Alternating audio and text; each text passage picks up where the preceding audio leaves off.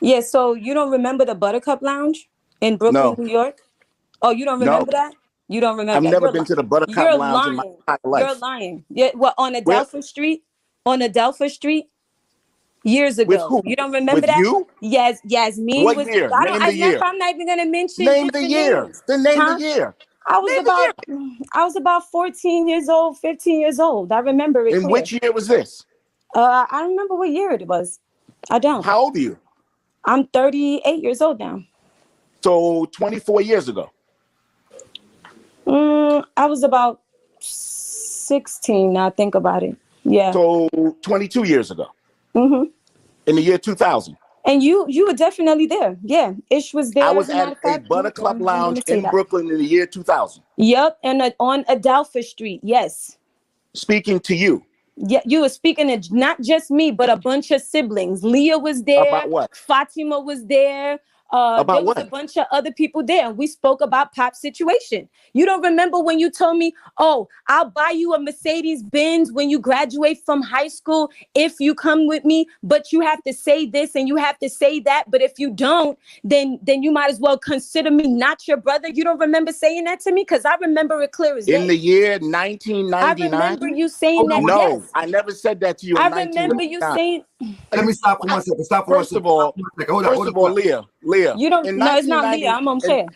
I'm clear. In Yeah, because you don't talk 1999, to I me. was dealing That's with, why you don't Hold first up, of remember. hold all, up, in hold up, hold up. Stop, stop, 1999, I stop, was stop. dealing with something Stop. completely different. I didn't Uma deal with York. Pops in 1999. Hold up, Uma York, stop. Jacob York, you're calling her the wrong person. You don't even know who you're talking to. I know I'm talking to one of the Mabrys. This brother, you are in an argument or in a conversation and you don't even know who you're talking to. You see how bizarre this is? Yeah, have 100 siblings argue, and you tell me that. brother. You are Have arguing. 100 siblings and you tell me you won't mix them up.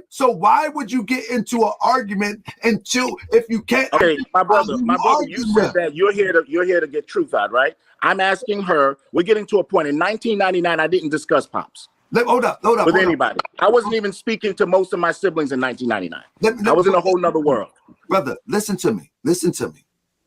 You're arguing a point with someone you don't know who you're talking to. So let's first establish who you're talking to. Or maybe I mistaken the name. One moment, brother. Could it be a mistake of name? Could it have been a Floridian slip? But this is why I'm here. Okay.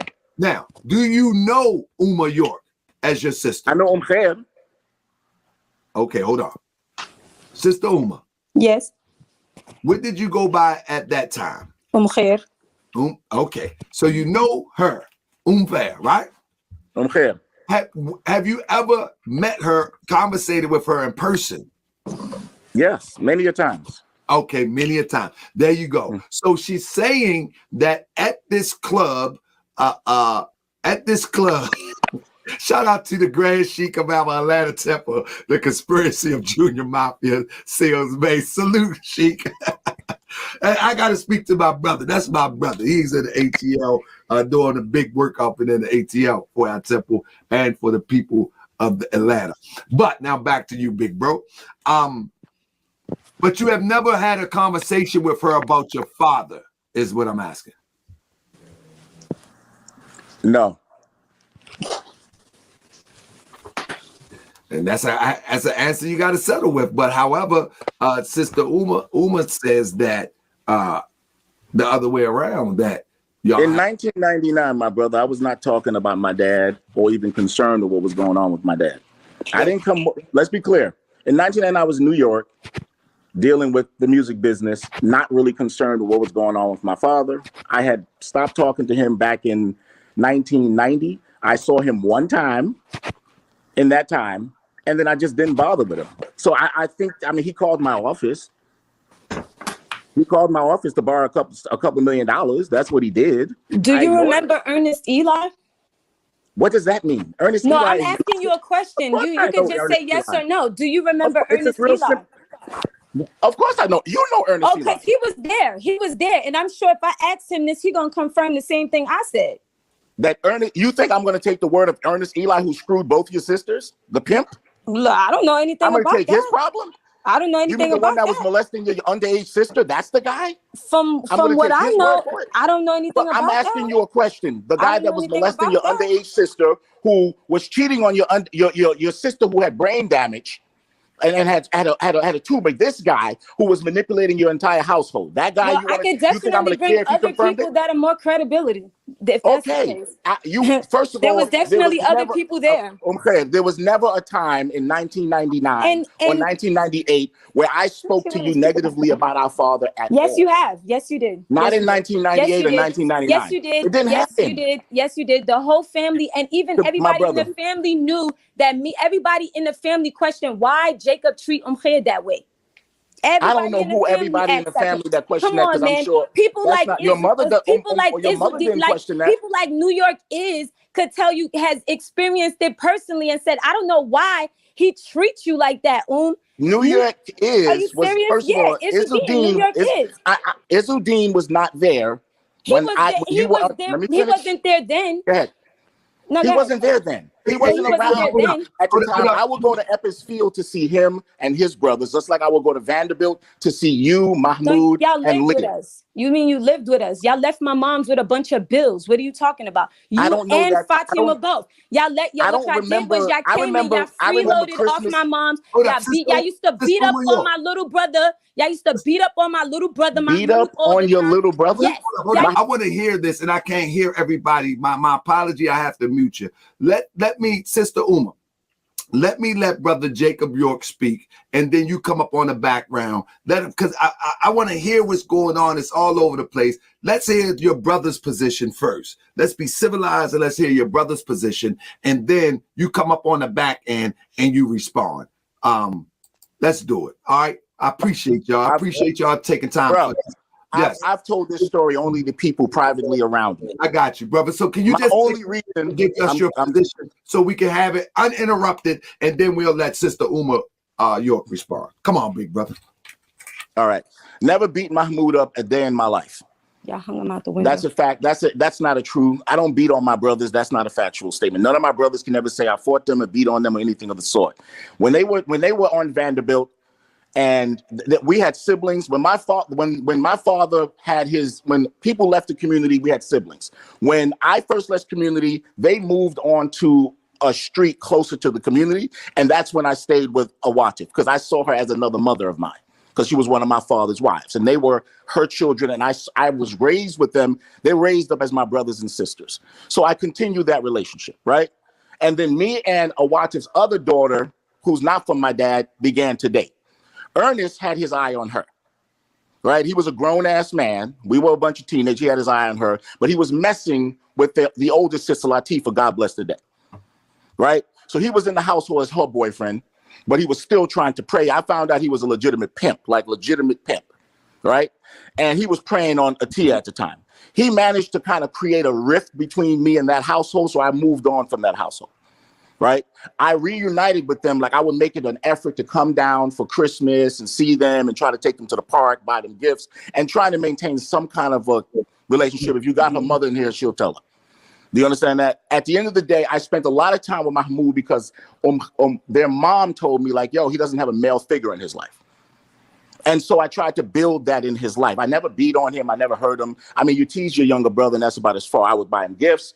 She would tell people in the family she felt like I showed him more attention to her, and that was what caused our rift between me and her.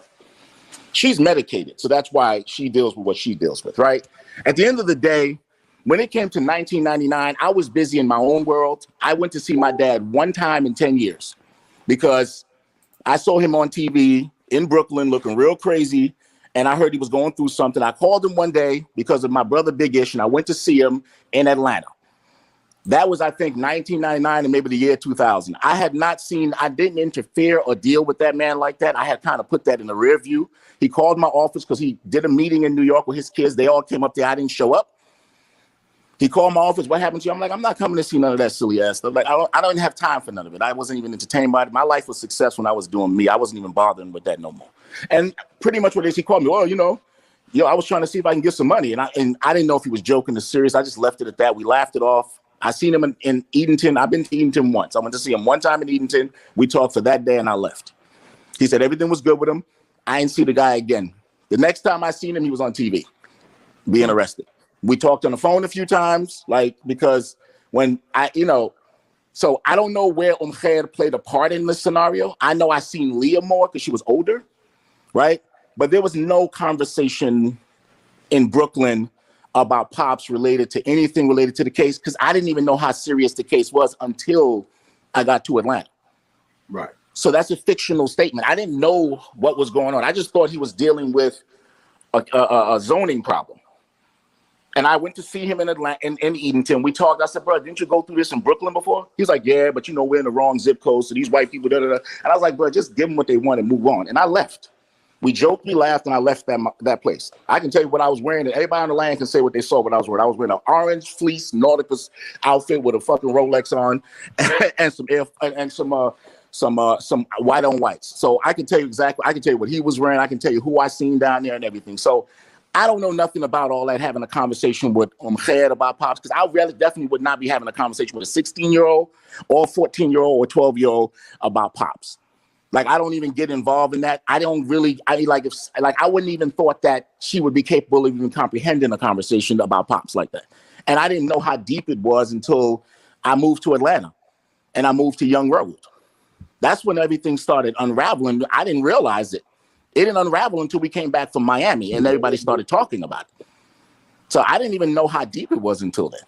So that's a fictional statement that she's making right there. Do you understand? The second part of it is, I know what she told me. Like, she can pretend as if, oh, I'd never seen him.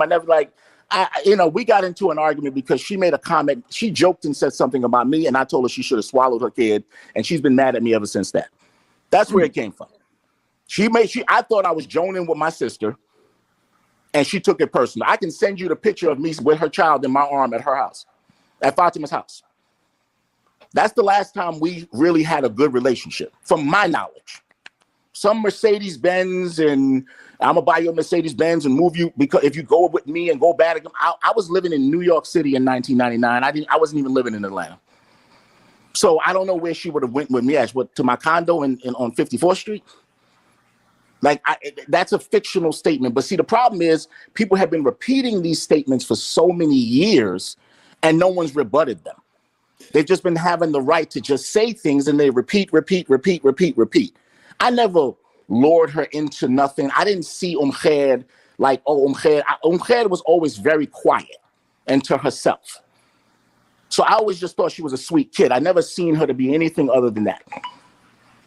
So when I started hearing things negatively that she had been saying to me within the family and around people, I asked her mother, because I was always close to her mother. And her mother said, she takes pills, Jacob. Ignore her. And from that day on, I just stopped speaking to her. So because it's better. So can we give her a second to respond? Feel free. And I hope you stick around to hear her response and don't dip out. I'm not going anywhere.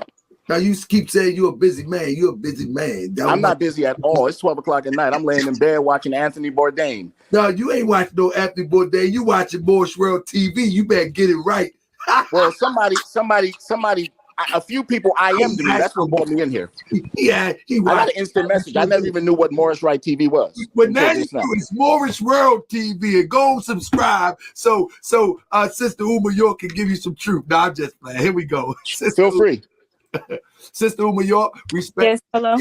The floor is yours. He's not going to interrupt you. And now you can respond and you can lay out everything that you experience as well as qualify or disqualify something that the brothers say. And we are all ears. First of all, I want to say I've never, ever in my life taken medication, and I don't even take Tylenol or Motrin now. I don't even take pills, period. So you're not going to try to label me as crazy like y'all been trying to do for the past couple of years, okay? That's one thing y'all not going to do. I'm sorry. I'm not labeling you as crazy. Oh, brother, no, I'm sorry. No, that's the whole. I'm not labeling you as crazy. That's listen, I don't. At this brother, point, let's let her just flow. She got to flow. Uninterrupted. Go ahead, sister. And in regards to the picture of you with my daughter, that's why me and Fatima stopped talking, because I told her I didn't want your weird ass around my daughter, period. I was gone when I wasn't even in the house when you had that picture and you took that picture of my daughter. I would have never allowed that. If I knew you was going there, my daughter would not even be there. And that's why I stopped talking to her, because I started to realize what she was doing. She would have one person there and ask me, oh, can you watch my daughter? You know what I'm saying? And me trying to be nice as a, oh, that's my sister, or trying to rekindle relationships with this weird ass family. You know what I'm saying? I allowed her to do so. Now, she would literally come to my house where I was staying in the city, and late at night talking about she got cookies and ice cream for the kids. My husband kicked her out the house and she got mad. So that's that. And in regards to me, in regards to you saying, oh, I should have swallowed my daughter, that was years later. My daughter's only 7 years old. You get what I'm saying? So when you're speaking about something, I'm talking about something when I was a youngin', and you're talking about something when I was an adult. And yeah, you did disrespectfully say that to me, because that same night I went in labor. You know what I'm saying? And on top of that, we did not have any good relationship for you to even say something like that. You were just being very disrespectful. That's all you were doing. You know what I'm saying? When I came to actually to show some kind of respect or just say hello to you for your birthday, I was trying to rekindle the problems in our family, and which I've always done for the past couple of years, just for this family to show me they behind. But go ahead. Sis, I wanted to ask you before I turn it back to Jacob. I wanted to ask you, when you saying that he's weird, what is weird? What are you referring to as being these people don't know how to be a family, me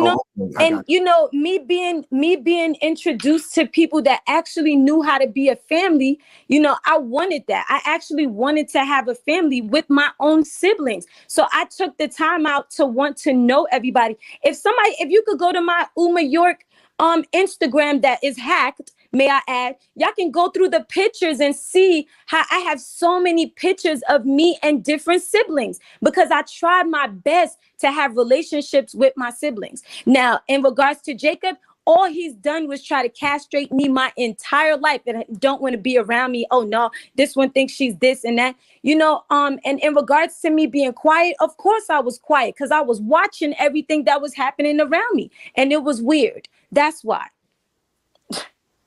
Wow. It's amazing that out of all of this trauma, all of y'all seem to be, I mean, the ones that I met recently, or that I've talked to, even Jacob, y'all seem to be so talented. And let me ask Jacob, anything you want to respond to that before I ask you a question, bro? I agree with her. This family was not, the family. So if you understand the hierarchy of the family, my father ruled by turning people against each other. So he played the women against each other. So if you want to know how it worked within there, as an older person that was around it, that was literally key in the middle, he played people against each other. And so a lot of his children related to their mother, right? As opposed to being related to their father, right? Genetically, right? So the family that everybody spoke of was still mother driven.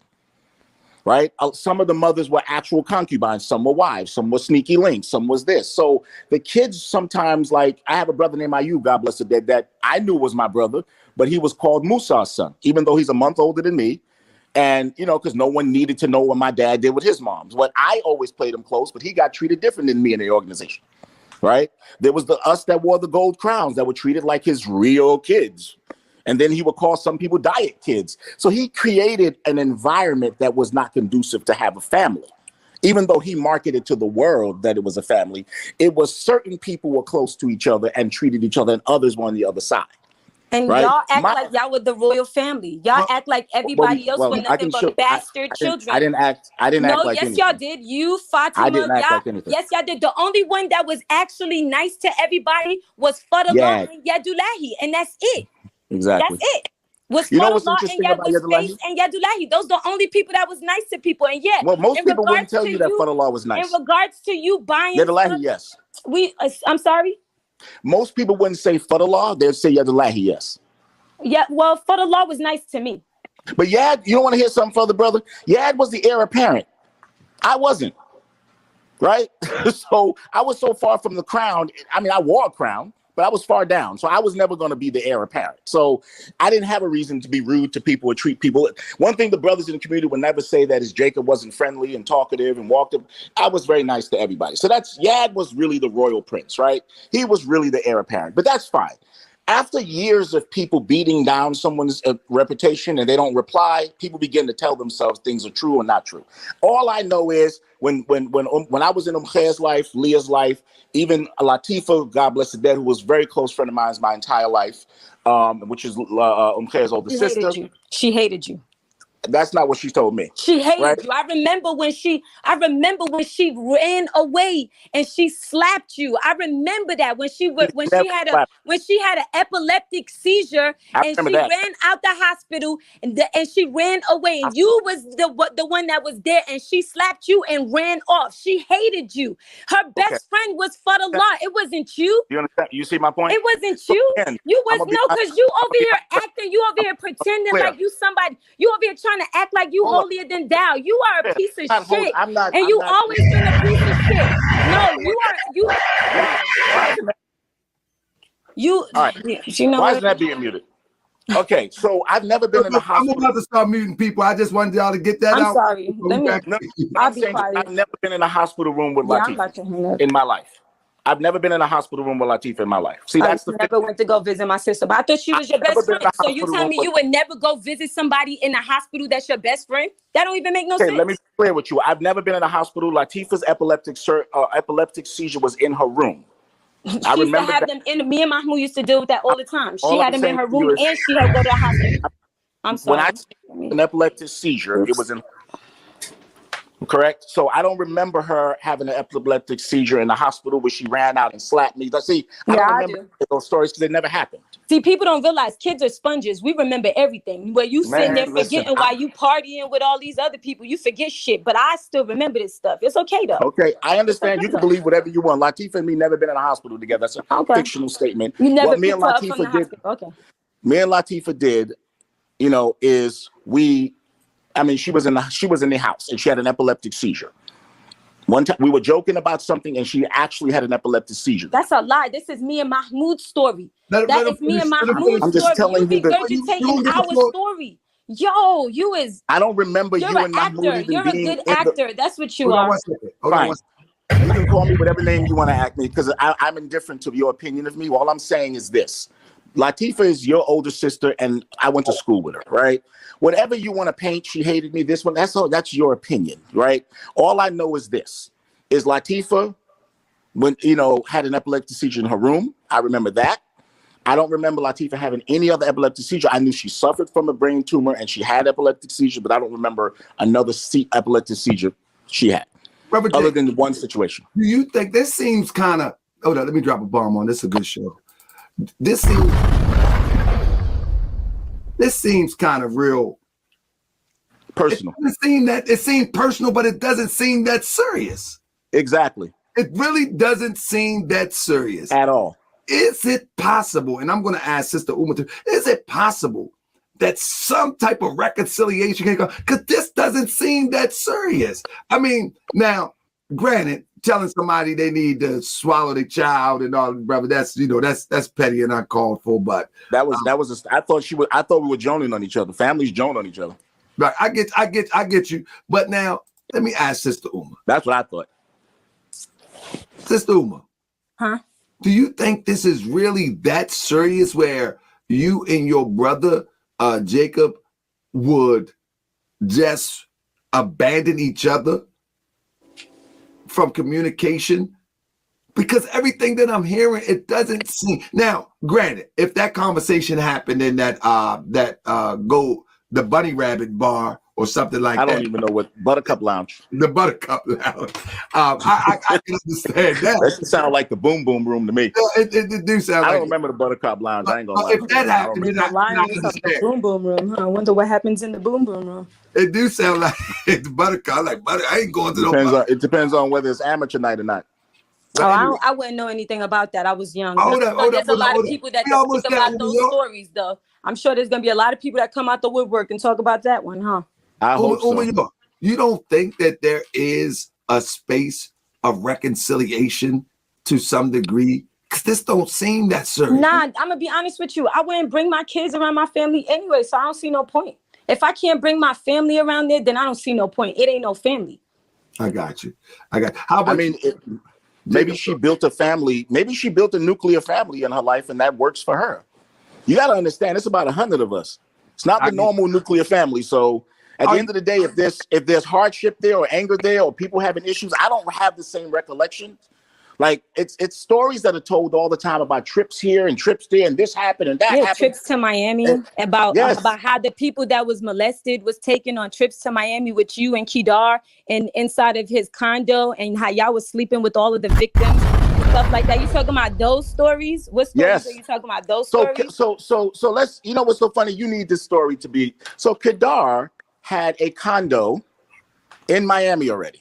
Now let me say this, Jacob. That sis, you brought it up. We gotta let them talk, and then you can follow up on the back end. And sis, don't get too. Feel free. You can keep following up on the back end all you want. Because here's the reality. Affiliation tonight, hopefully. So here's the reality. So everybody want to know the story because people write things and then believe it what they see on the internet because it's not true.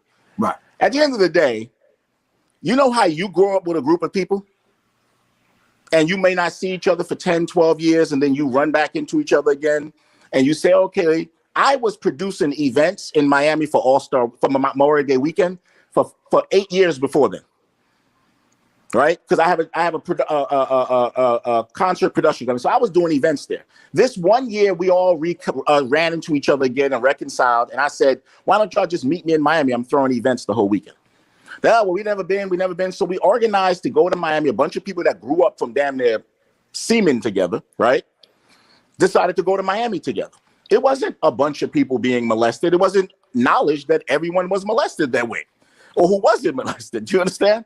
So at the end of the day, I had no sexual intercourse in Miami that weekend. I stayed on a completely different side of the hotel. And I'm kind of mad about that because usually Memorial Day weekend is the weekend after I finish producing my events. I get to have some fun. But I didn't have fun, right? Other people indulged, and I was kind of the party pooper. And if people want to tell the truth, certain underage girls were in closets with certain people. And I was like, that's not what you're supposed to be doing. That's not what this trip was about. I was actually grandpa. Now, how did they get to Kedar's condo? My older brother was road manager and working for the Kedar at the time. And he was downtown at Kedar's condo in Miami. So he invited the people that he knew that he hadn't seen in years to come hang out with him there. There was no intercourse happening there. Joe was there. It was just come on, hang out with us. It was literally that. A couple of people did some things on the side, but nothing happened in Kedar's condo. Not from my knowledge because I wasn't there, but I kind of would verify what my brother told me. And the next part about it is it wasn't no trip to go do nothing crazy. On the way back is when people started. It was two different vans and people started talking and comparing stories. And one girl said to the guy, what happened to you? What happened? They started having those memories. And Pop said y'all left. Oh, Pop said this to us. Oh, damn, he lied to me. He lied to you. And then it trickled down from there. It wasn't no conspiracy. Everybody was just trying. I still, after that, produced events in Miami for Memorial Day weekend, Super Bowl, All-Star, and stuff like that. It had nothing to do with anything remotely related to him. It was a bunch of kids that knew each other from they were younger, took a trip for Memorial Day weekend to Miami. That's all it was. And a lot of people do that. So obviously a couple of people rekindle some shit from their childhood. I stayed, by the way, which I have receipts from the hotel, on the other side of the hotel because I stayed in the suite. They stayed on a different side of the hotel because the hotel was by Bell Harbor.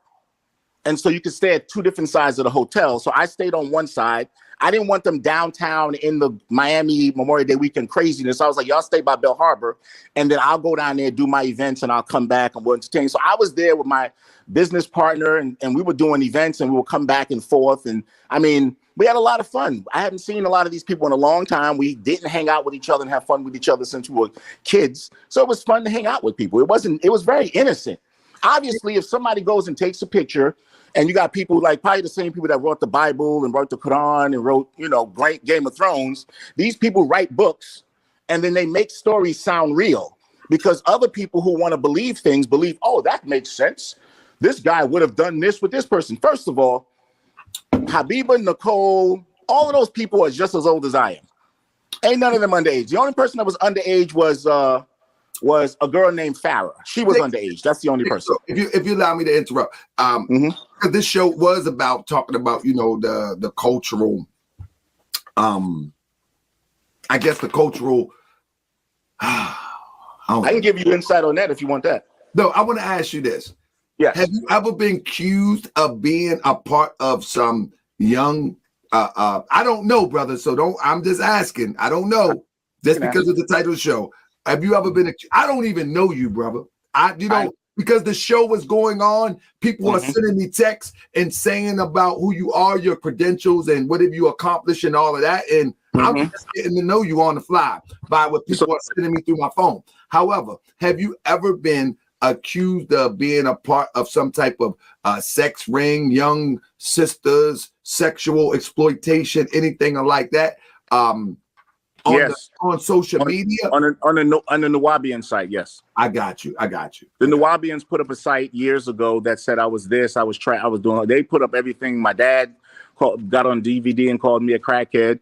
People claimed I testified against them. I was, you know, people actually claimed that I was a confidential informant, and I'm like, it was Wally that was the confidential informant, not me. If so y'all wait, really the want shade room, the shade room never had something called Surviving Jacob York then? No, so the shade room never had anything called Surviving Jacob York. That's interesting. I seen it with my own eyes. I definitely seen it with my own eyes before. They took it down. They took it down, but I definitely seen it with my own eyes. Okay. No, the guy that put up the Surviving Jacob York is a guy that said that, and what would you like the screenshots? I'll send you the DMs. Is a guy that said that I slept with his girlfriend because he was broke, and so he got money. So he put up Surviving Jacob York because he felt bad because I slept with his girlfriend when he was broke. Yeah, but there was so many stories underneath that. I don't know if you read all those comments. It was a lot of people. It was many people defending me. It was one guy who's a drug dealer who said that when he was broke, I fucked his girl. That's where it came from. I have the DMs. You're more than welcome to. And he was like, yo, I was broke and she fucked you because you was rich. And I said, well, you should never be with a girl. And I can show you the screenshot. You should never be with a girl. One of my friends was the ones that tagged me in it, and they don't. All they know your friends can tag you into these anything. people that never even been in the organization. I'm just trying to finish it. If you want to know, I have. Hold up. Let's let him finish. I'm gonna let you flow, sis. I'm gonna let you flow. Let him just finish his sentences. So the guy said that I fucked his girl when he was younger, when he was broke. And I was like, who's your girl? He wouldn't tell me who she was. I was like, well, who is she? Well, she fucked with you because you had money and I didn't have money, but now I have power. Can you try to watch the language so we don't get our channel straight? Oh, I'm sorry. Well, you're right. I already had my guy at YouTube look at this, so it doesn't look, you're good. So at the end of the day, you know. Who is your guy on YouTube, bro? Hold up. Who are you, Jacob York? A guy that has friends that run YouTube. So be careful. Did they hit the cash? Did y'all hit the cash app? Shoot, not yet. Because you may need it if they keep saying the wrong stuff. At the end of the day, my brother, on jokes aside, some guy that said that he was broke and I fucked his girlfriend put up something called Surviving Jacob York, and he put up a bunch of shit saying this and that. He had no proof or anything, and he took it down. And then he told me he was just mad because I slept with his girl when he was broke. His name is Repo. You can look him up. It comes up. So again, people can think of mythical things to say. And it sounds good, but it's not factual. Okay. Facts is facts, and I asked, you know, and fiction is fiction. If you want to know the story, look it up. His guy's name is Repo. Somebody shot him recently. He's been to jail a bunch of times. He's been through his own ups and downs, but he said he was broke, and I screwed his girl when he was broke. I said, I didn't even know it was your girl. I don't know who she is. He wouldn't tell me who she was. One of her mutual friends told me who the girl was, and I remember talking to the dude. Was like, you should stay away from her. She's foul. And I left it at that. That was the extent of it if you want to know what it is. But the Shade Room never ran anything like that. They wouldn't run anything like that because they have to have confirmed sources. It was just on his Instagram page. Okay. Well, you might want to check some of the people that you know that's talking to people talking about you, but you've done some stuff because nowadays a lot of people just been talking and talking. So yeah, they should stop because what I think is this is why I'm in here right now, right? Because someone said, Jacob, just say something. Because what happens is you know, it's like someone repeats something and repeats something and repeats something and repeats something and repeats something. Like people are literally saying he was on the stand. I was never on the stand. I never testified. I'm not in the discovery. I'm nowhere in any of the paperwork. There was one. Oh, well, you could have been the confidential informant. That was Wally. Wally was a confidential informant. That wasn't Jacob. So we could just erase all of the conversations. The reason why Sheriff Seals said my name is because he was hiding Habiba's name. The only thing I went down to see Sheriff Seals for was to tell him he did not have to kill everybody on that land like they did to David Koresh. What do you mean by that? Because I knew, because I'm intelligent enough to know that the FBI had plans. I called Obar to tell Waukee she better chill out because I had a person that was telling me what they had planned. I went to see Sheriff Seals and I said, this is not David Koresh. Smart man. Yeah, but you know what, Sheriff Seals, smart man. Very smart man. Very Sheriff smart Seals man. wasn't the one that had the land very taken. Smart man. The land was sold by the ago. people of the organization. And if you look at that paperwork on the land, there was a lot of people, including Habiba's father was one of the people that was on the land, who it was deeded to. It was deeded to 9 different people. And I just find it interesting that a lot of those people also had a lot to do with the case too. All I'm saying is this. In regards here's what I'm saying to you. I've known our dad. People ask me, do I love my father? I love my father. But I disagree with the fact that he's a pervert and he's a weird dude and he hurt children. But I still love my father. I dislike what my father did. I had a very close relationship with my father. My father and me did not have any beef. The only time we argued was about other people and his mistreatment of other people. And that's factual. Habiba will tell you that. They will all tell you that. My problem with the whole situation is, listen, I disagree with it. Like if it could have been money laundering, I went along with everything else he did. Right? I just disagree with child molestation. I know what I witnessed with my own eyes. I'm sorry, Jacob. Are you of the thought that your father was a child molester? He's 100% a child molester. And people are saying the same thing about you, though. People are saying that there was a person that got kicked out. Their whole family got kicked out of an organization. It was some kid that was retarded or something, that they said you was molesting some kid. As a matter of fact, I got a recording of it from some girl that sent it to me. You know what I'm saying? And I was like, why are y'all saying this? And I was curious why they would say something like this. But they said that the whole family got kicked out of the organization because of them finding out you was sodomizing some boy. You know what I'm saying? Okay. That's what was being said. Okay. I honestly didn't even want to say it. So what I said let's be clear. What does that have to? Okay. So let's say everything you said is correct. And it has a lot to do with everything. It has a lot to do with everything. People harboring child molesters. That's what this whole thing is about. About how the fact that people have been hiding, the fact that people been doing stuff to people in the entire organization because it's either family linked or anything. And let's be honest, it don't take a rocket scientist to do some math. Like I keep saying, you know what I'm saying? How sisters had babies at 14 years old by 40-year-old men, and then you got other sisters that had babies. You should play the video. You should play the audio. Hold on, I'll go get it. Please, I have never heard this before. I'd love to hear it. Oh my goodness. Family. I'm gonna say this to you again. Try not to talk about this. Don't. Please talk about it. You should always talk about the truth. Never stop telling the truth. No, it ain't even that. It's just that I don't know if that person was credible. So I because they're not. Because no one ever got thrown out of the community because but you know what? That person's always gonna be considered uncredible because she was also somebody that stated she was molested. She spoke about shit. And I'm not speaking her name because she spoke about because she spoke. My name the girl spoke about being molested. My name is being spoken by me. That's you. But you right here. She's not. We're telling but you right here. She's not. I'm protecting her. No, because I'm protecting her. That's why I'm protecting her. Hold on. My younger sister. Unfair. I want you to play. Anybody feels they've ever been molested by me, stand up now and speak. There you go. Now I'm down. Let her play the demonstration. Anybody can confront me about whatever I've done wrong. Thumbs up, family. This is very heated. I hope it can calm down so we can get. Hold up, Sister Uber. Let me move all this stuff out the screen. Bring it back to the beginning. Rewind.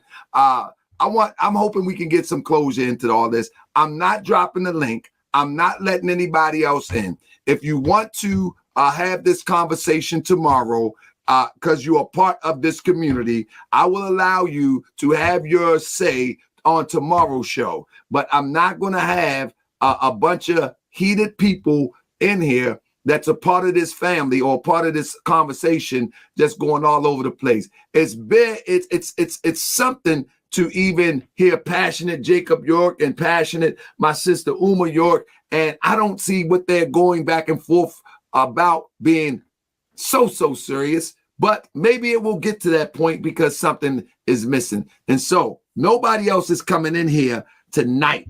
You know, now you can email me, or if you got my number, you can text me and we can have a rehash of this conversation tomorrow, but not tonight, because Jacob York, he's fired up. Uma York is fired up, and we're going to get to the bottom of this conversation right here. That's what it is. So let me get sister Uma York back in, and now she's going to play a recording. Come on, sis. I was going to say, you know, the name of the person on the recording, because that could be anybody. Give me the name. Like I said, you know, the girl said she was molested. And then on top of that, she mentioned that our brothers was also taking advantage of her, you know what I'm saying, because she was a molested victim. You know what I'm saying? So I'm sure it's not that many. How many people could possibly have been molested and was dating our brothers? Like, come on, man. Is it how many people? I don't know who all of our brothers are. Man. I don't know. It's 100 of us. I don't know. So who is come it? on, y'all playing games. No, it ain't. Let's be for real. There's a lot of them. There's a lot of them that y'all hang out with, as like you said, y'all as a crowd, y'all hang out specific. Y'all been blaming these victims for so long. You know, you don't know who to believe, huh? I'm telling you what I saw our father do.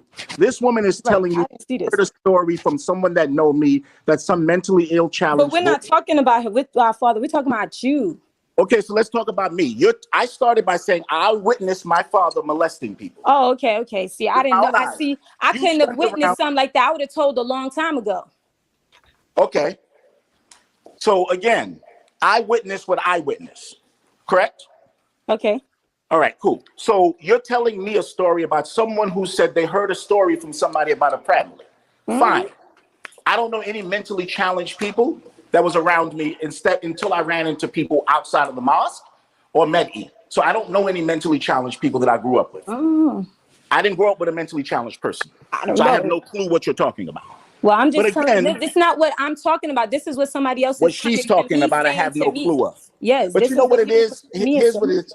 I come from a world that before you make an accusation of somebody, you need to be able to verify it. Of course. So verification is important to me. I don't know who that person is. For all intents and purposes, that person can just be slandering my name and saying things. They have no names. They heard a story from someone who knows a person that knows me. No, they said there was a person that knows you. That's what. But I've had people tell me they know me that I don't know. I mean, sure. And who's to say that person even exists? But I don't think that, again, no one's ever been thrown out of the community because of me. It's never happened. So let me ask you, Brother Jacob York. You said that you witnessed, without the graphic detail, you say you witnessed your dad molest children. Well, children would be people my age at the time I was of that age. Right. So without the graphic detail, how does that happen? Are you in the room? Are you? Right. How does that happen? Without the graphic, can you just give us an outlook? Access that very few people had in the community. Right. I had a privilege to be through his house, through backstage, through back everything because of the privilege that I had. So I walked up in his house where, if you understood how upstate was, there was these sidewinder steps. I went up the sidewinder step and slid the door to his bedroom because when he was living in Brooklyn, I helped to build his house. I supervised it upstate. Right. So I knew his house. So I had access to everything. I go in the safe, whatever. I went in, and when you came through the bedroom, there was a bathroom. There was steps, and then there was a bathroom. And I heard him committing the act. I heard her crying, and I leaned over and I saw, and then I left. Wow. And never said anything about it? Oh, of course I said something. So you said, so what, did they just bury that too? There was no burying. As much as you may think things were buried. But how long have you known this? You gotta finish, Uma. I'm sorry, I'm just disturbed that. Yeah, me too. That's why I want to hear. But there was no burying. We're not that sophisticated to bury things. That's not a factual statement. So I think what your sister is saying, what proceeded after you witnessed that? Shock. Not that I did not know he was molesting kids or my peers, because we discussed it.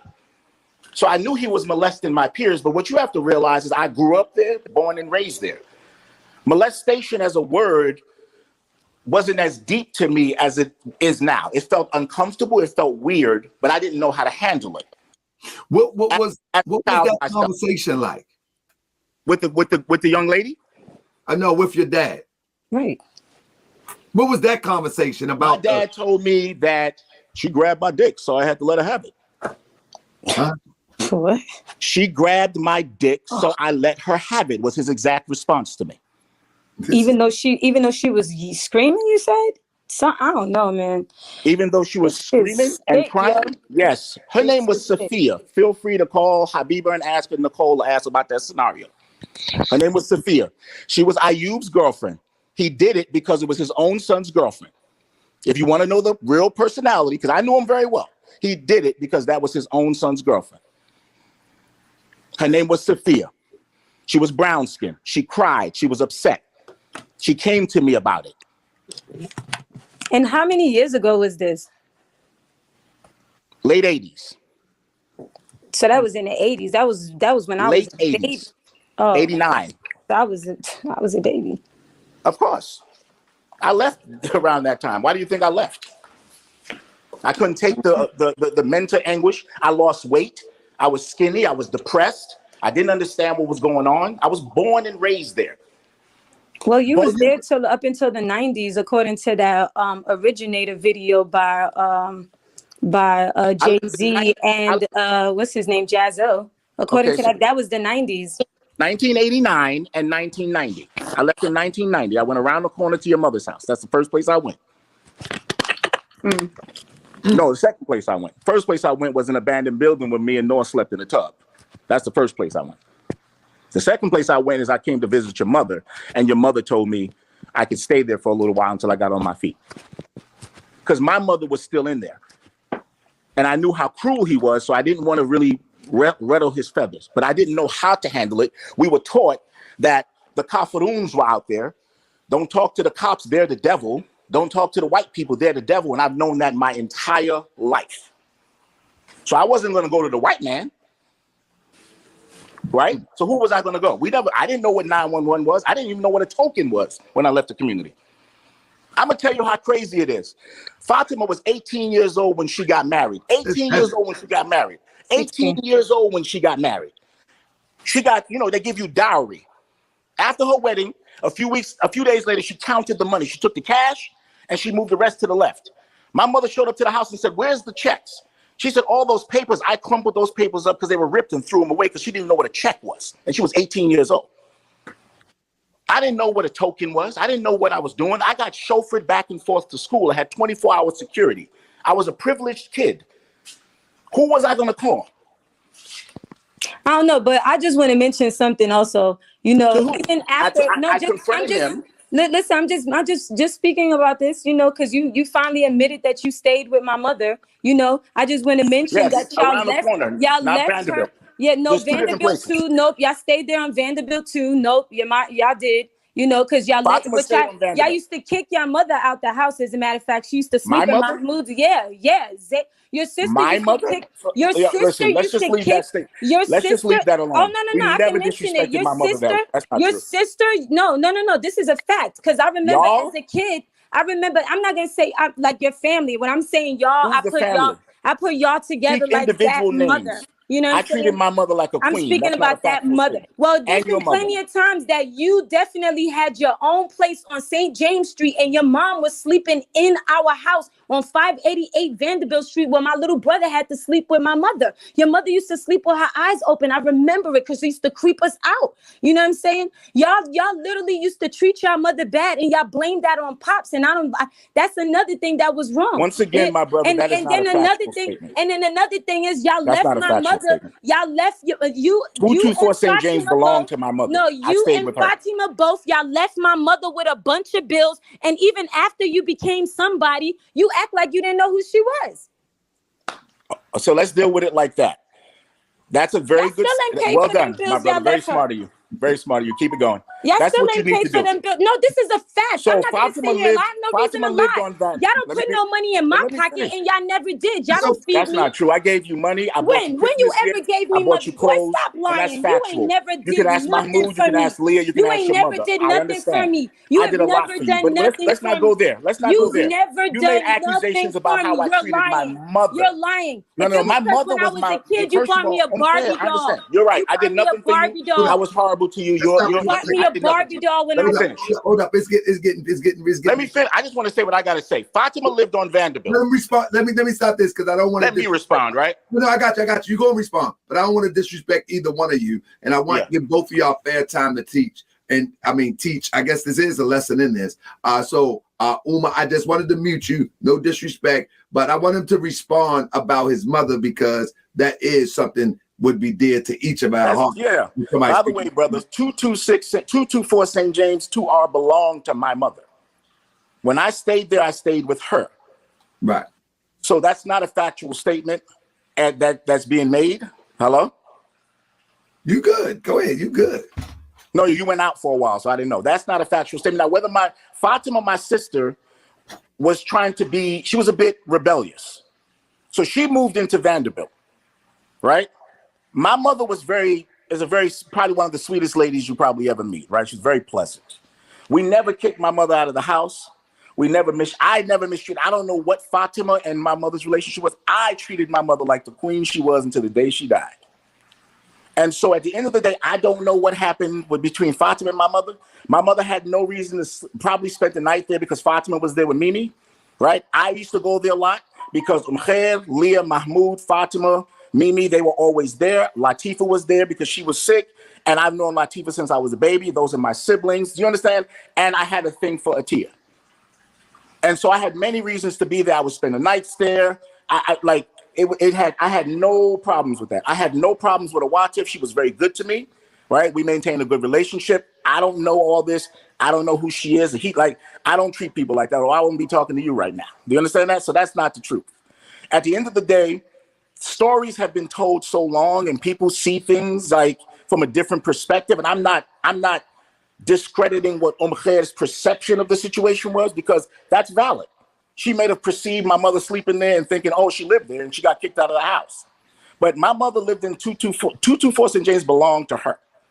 It was under her name. It was not under my name. I lived on 31 Irving Place, right? And I would come around and stay with my mother in St. James, or I would swing around and go to Vanderbilt to see them, or I would go to Epis Field to see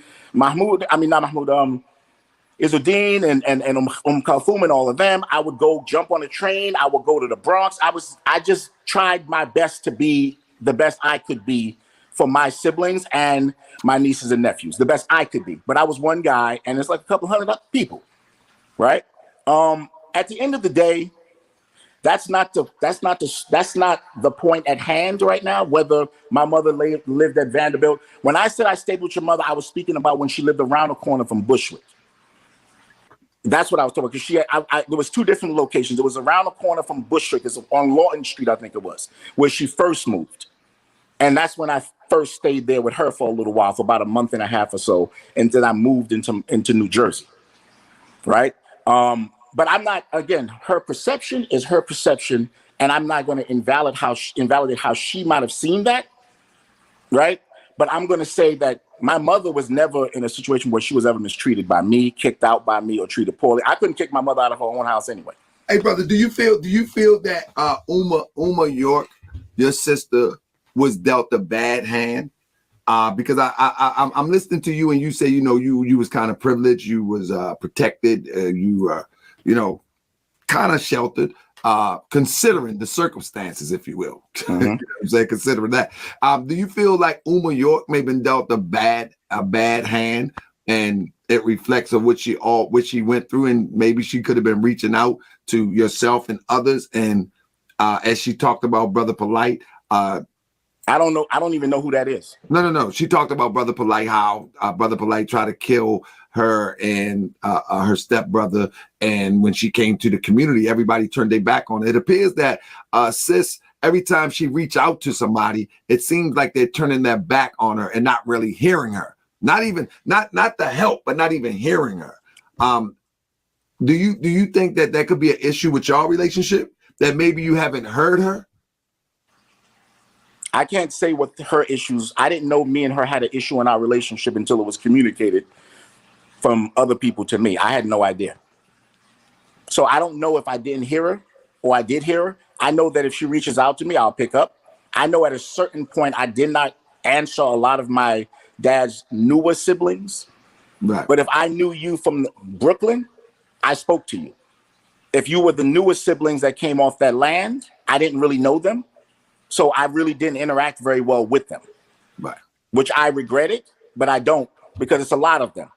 Second of all, when people speak of a culture of pedophilia within the Ansar Allah community, that's not a factual statement.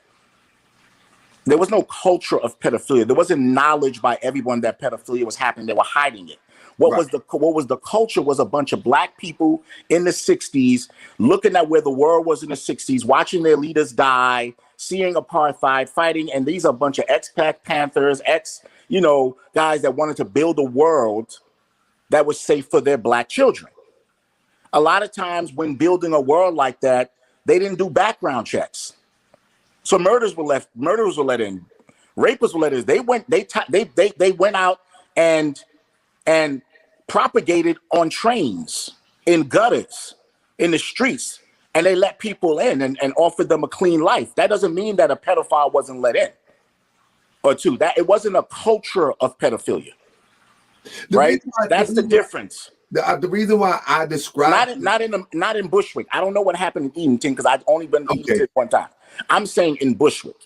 Well, you know this story. You say you don't know Brother Polite. Well, this story begins when a guy named Brother Polite supposed to be in the conscious community, and you know what the conscious community is, I'm sure. Yes. Supposed to be a part of this conscious community thing, and he goes from which would be the conscious community into Hollywood and hangs out with the stars, but then he begins to sexualize his experience by flaunting sisters, and now he's facing what would be in all intents and purpose rape of a 14-year-old. But it's lewd in the lascivious acts. But when it breaks down, it's basically rape of a 14-year-old. And so he was supposedly one who came out of your father's organization. Yeah, that makes sense. Never met your father, but that makes sense. Came out there. And so now your sister comes and say, well, I did the story here, and I did a breakdown of everything concerning the story. And so your sister comes out and say, well, yeah, this is the same guy that tried to kill me over the house in Bushwick. And the community turned their back on her. And so when we talk about hear something funny, brother, can I interrupt you one question? Yeah, sure. Nothing happens around there without my father's authority. My father is the king of throwing his rocks and hiding his hand. He would have me go say things to people and pretend he never said it. He'd have sisters say things and put his own people out. He tried to put my big brother out of the mosque, and I stepped in and was like, I'm not letting that happen. He is a king of throwing his hand, so don't let him pretend as if he probably didn't allow those people to do that to her. Don't let him pretend. I know him very well. I don't know who Brother Polite is, but anyone defending my father right now is defending pedophilia. And at the end of the day, I love my father because I had a real father-son relationship with him. But if you are advocating or justifying his behavior in any way, I'm not surprised if you're a pedophile. And that's simply what it is.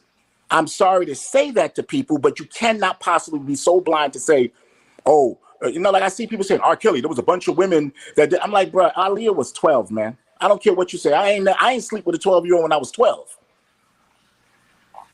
Like, it's not necessary. There's too many women out here. Right. All those boys and girls that my father abused deserve justice, and their voices need to be heard. And it's disrespectful to their pain to keep advocating for a person. It doesn't mean that the world can't exist where he taught something good and still be a pedophile. Right. You can literally make great music and still be a monster. And people got to understand, you can separate the man because the Prophet Muhammad was a pedophile. He had a 9-year-old wife. Well, we talked about that yesterday, right? And one of the things that I said is that we don't live in that world, but by today's standard, yeah, that is totally an error. But in that standard, with the state of mind, maybe that was an accepted practice. But in today's era, it's unacceptable. Listen, we don't live in that era. You know what I'm saying? I don't care what today, tomorrow, 40 years from now, 40 years ago, you could take me 3,000 years ago. I see a kid. A kid's body is a kid's body is a kid's body. And brother, I agree with you. 1,000. I agree with you. 1,000. I'm going out. I'm going out. But what I'm saying is marriage could be defined as something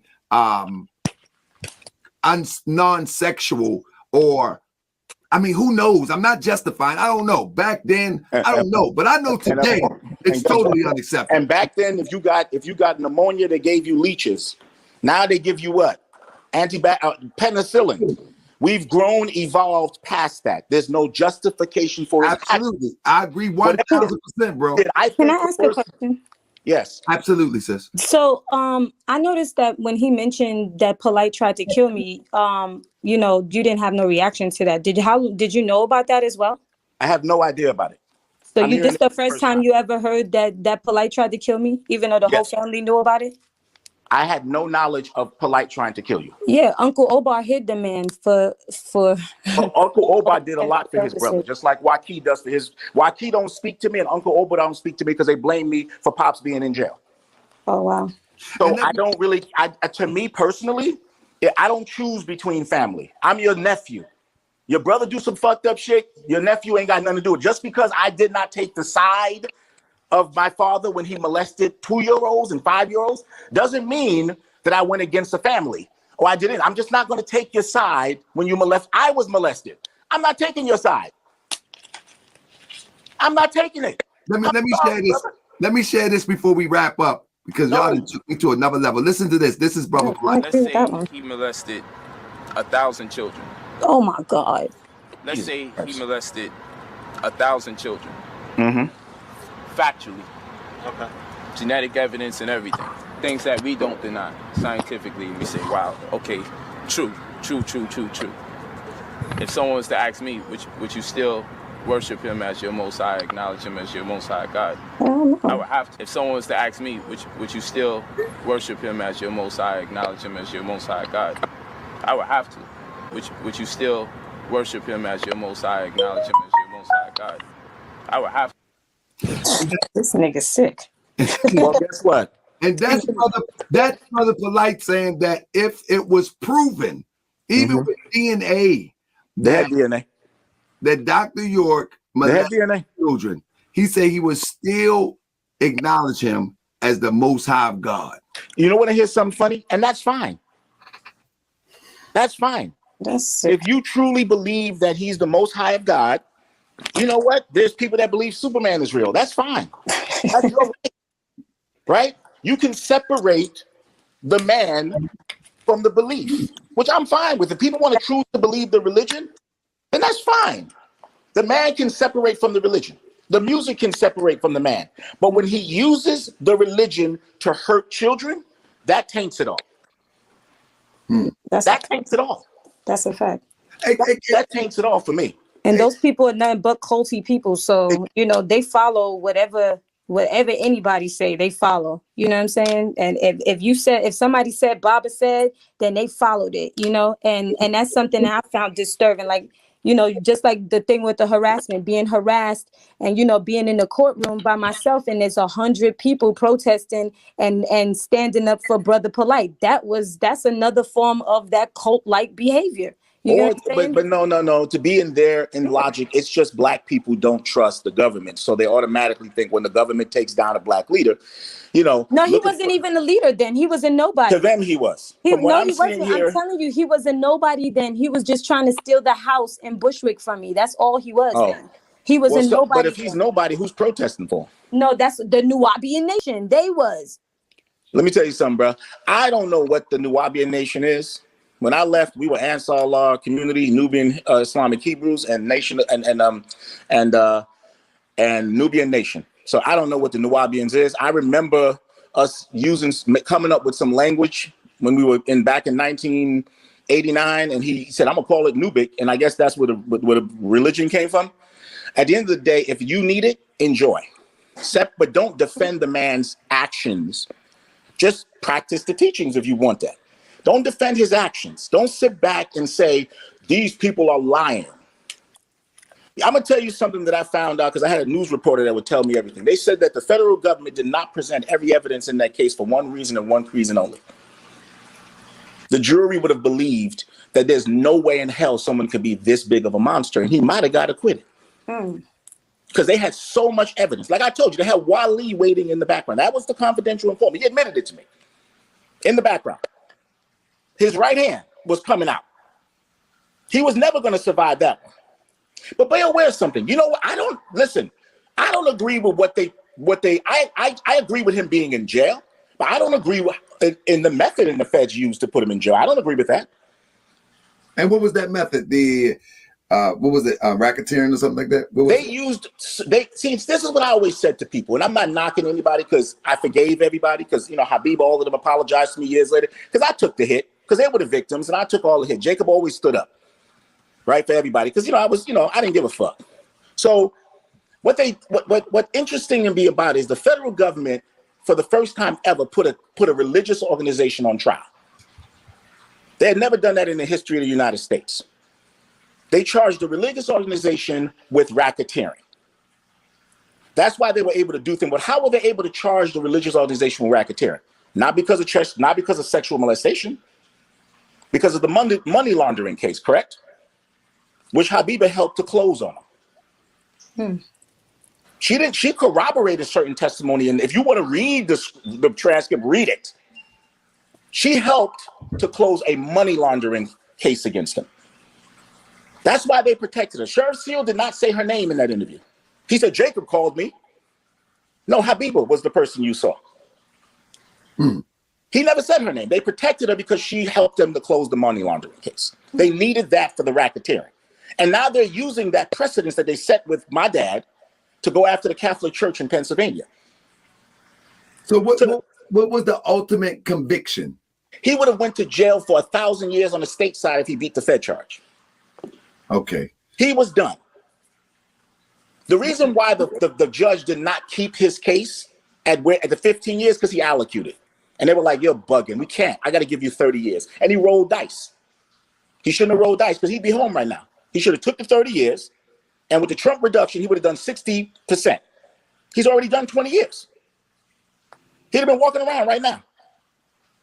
But he rolled the dice. And the Fed said, okay, we're going to get him on transporting minors across state lines, which we can get him on. We can get him 20 years on that. We're going to get him with the racketeering, the money laundering. We're going to get him with all that, criminal enterprise. And then the state said, if you miss, we got him already.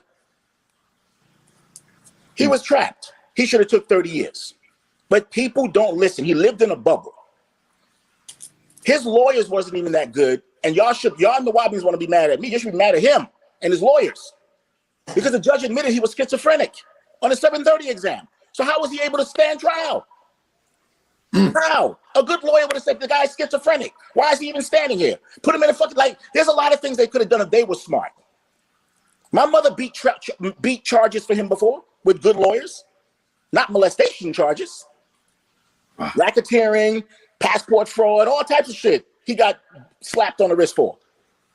When he built a house in Bushwick on the top of the roof, the city came for him. The same thing he did in Edenton, he did in Bushwick, and they made him take it down. He was looking at mad charges for that. She made it go away. So it was him choosing to get rid of the good lawyers and bring in these idiots. And they drained his pockets, drained his assets, and he's behind bars because of it. Jacob, would you agree to have I think you and Uma can get past some things. Would y'all have a conversation to because y'all don't seem, I don't know, it just doesn't seem like it's total bitterness right here. I don't have bitterness towards Khair at all. I have to defend myself because when my father turned on me, my family turned on me. So I retreated. Uma. Hello. So I have no issues with anybody in this family. Is it possible that you and at least you and Jacob could maybe come to some term to be able to at least be cordial? You know what I'm saying? I mean, to be honest with you, like I said, Because I want to say this, Sister Uma, before you go. I think both of y'all provide.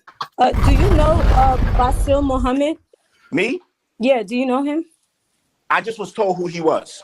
You just was told who he was? I don't know who it was. Somebody had to give me a different name for him. And I was like, yeah, that's the guy that Ayub used to. So, Damien, right? Yeah, him, yeah.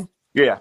So technically this conversation was technically about him still walking and still being able to travel however way freely. And he's a child molester, known child molester, and no one's doing anything about it, as well as the organization knowing about it, and no one's doing anything about it as well. Press charges.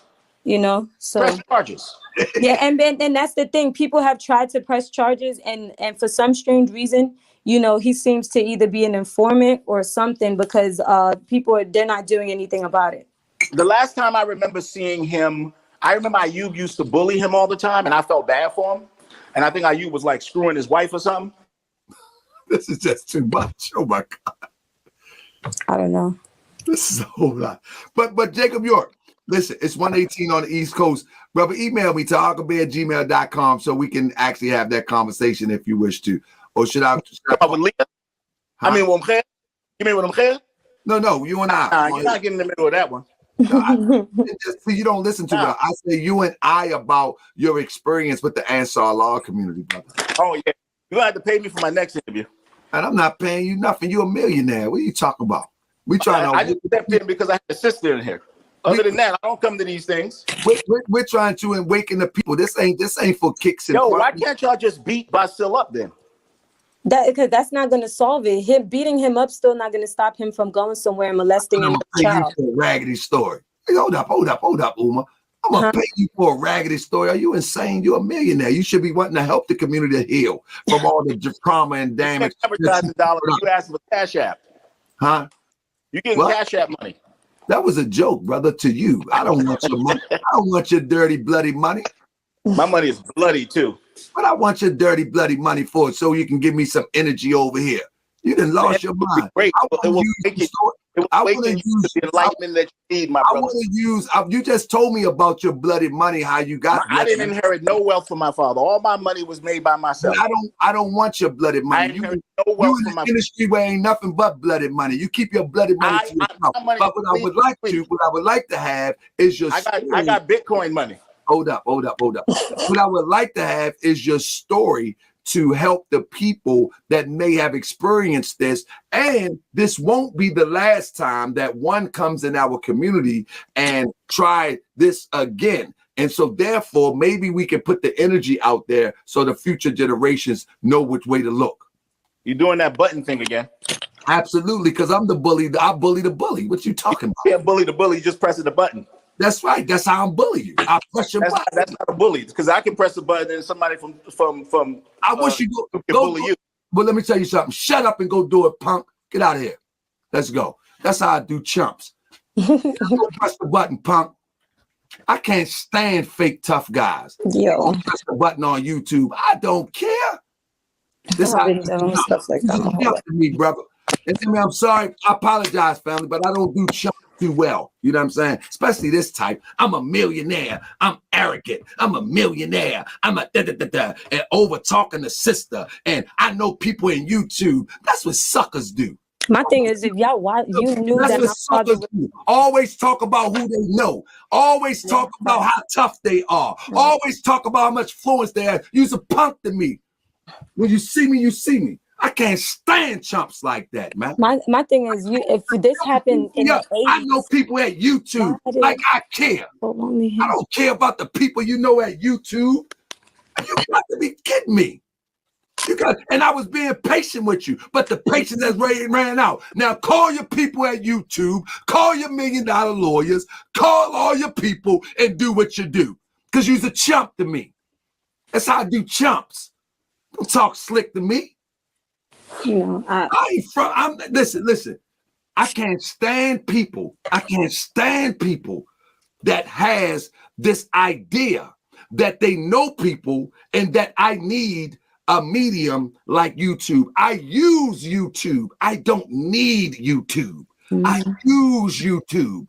And I use YouTube to interface with the people to try to help people that may have experienced this type of behavior or that may experience in the future so we can do some critical thinking. But I don't need YouTube to do that. I can do that on my block in Baltimore. I use YouTube. That's a difference. And so I don't need you on the channel either. Let's go, Uma. The floor is yours, sis. Take us home.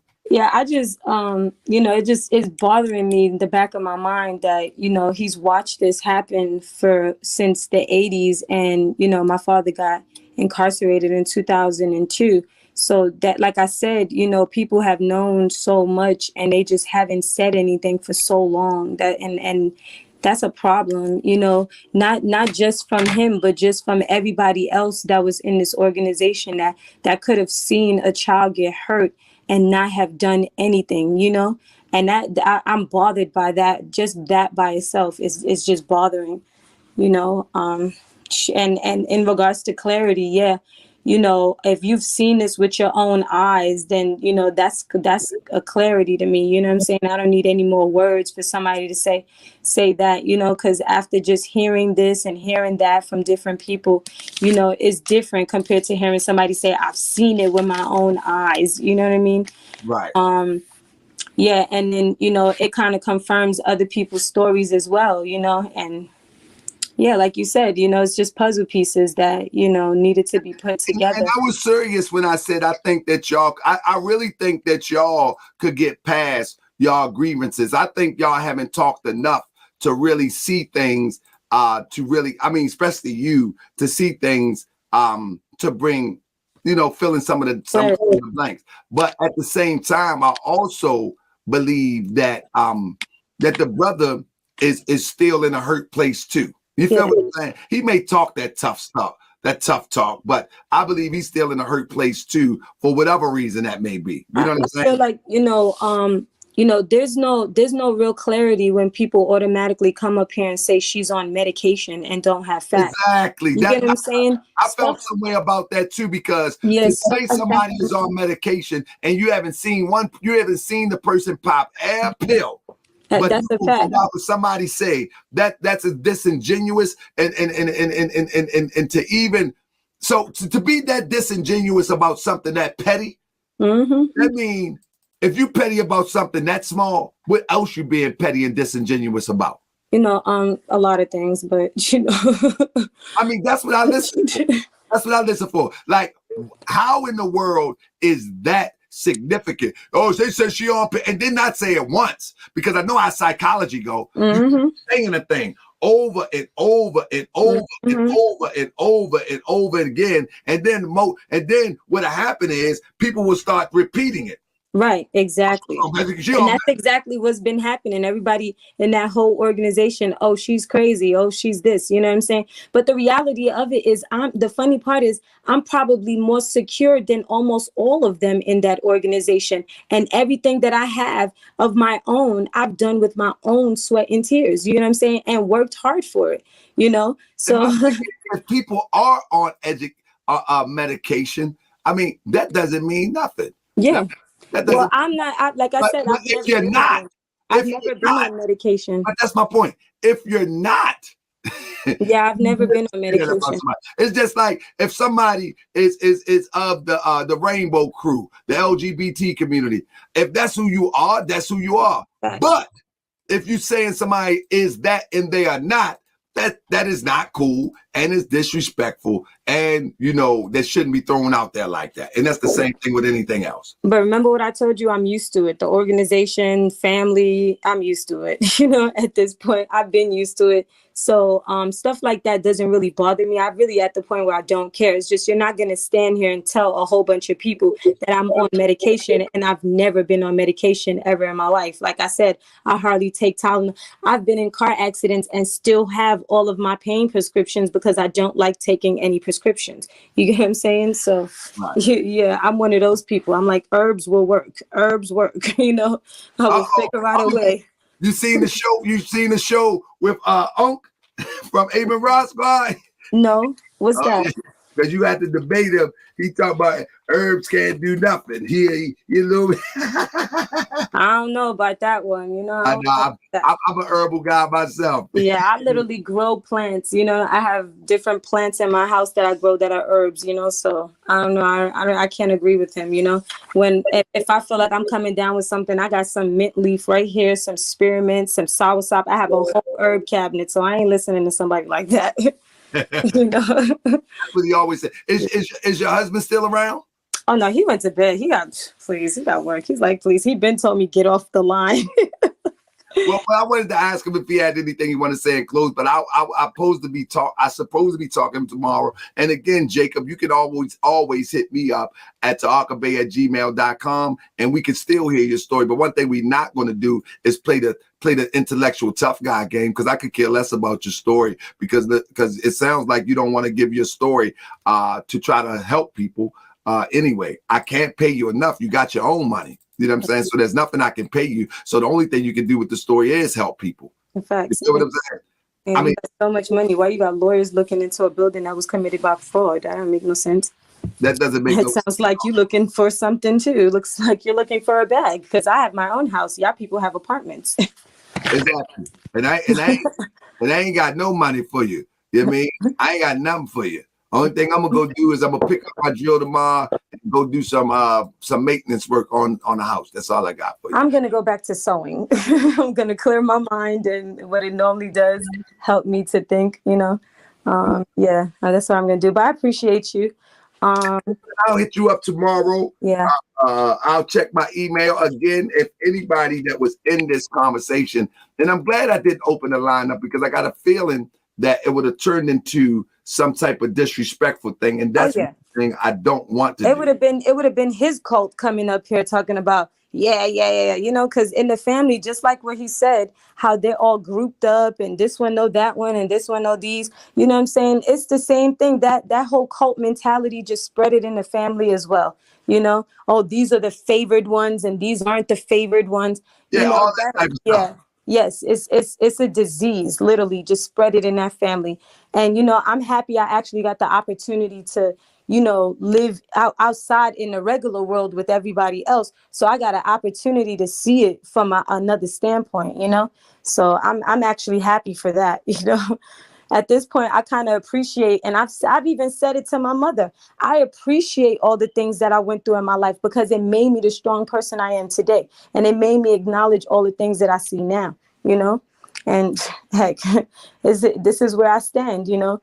And I really just, I don't want, what I don't want is, you know, the whole purpose of this to get lost and confused. And the whole purpose of this was to expose the fact that, you know, these people in the organization, and not everyone, let me say the head people in the organization have been hiding pedophiles. You know what I'm saying? When it comes down to people like my aunt, you know what I'm saying? All these people, they know of something, including the family know of something as well, you know?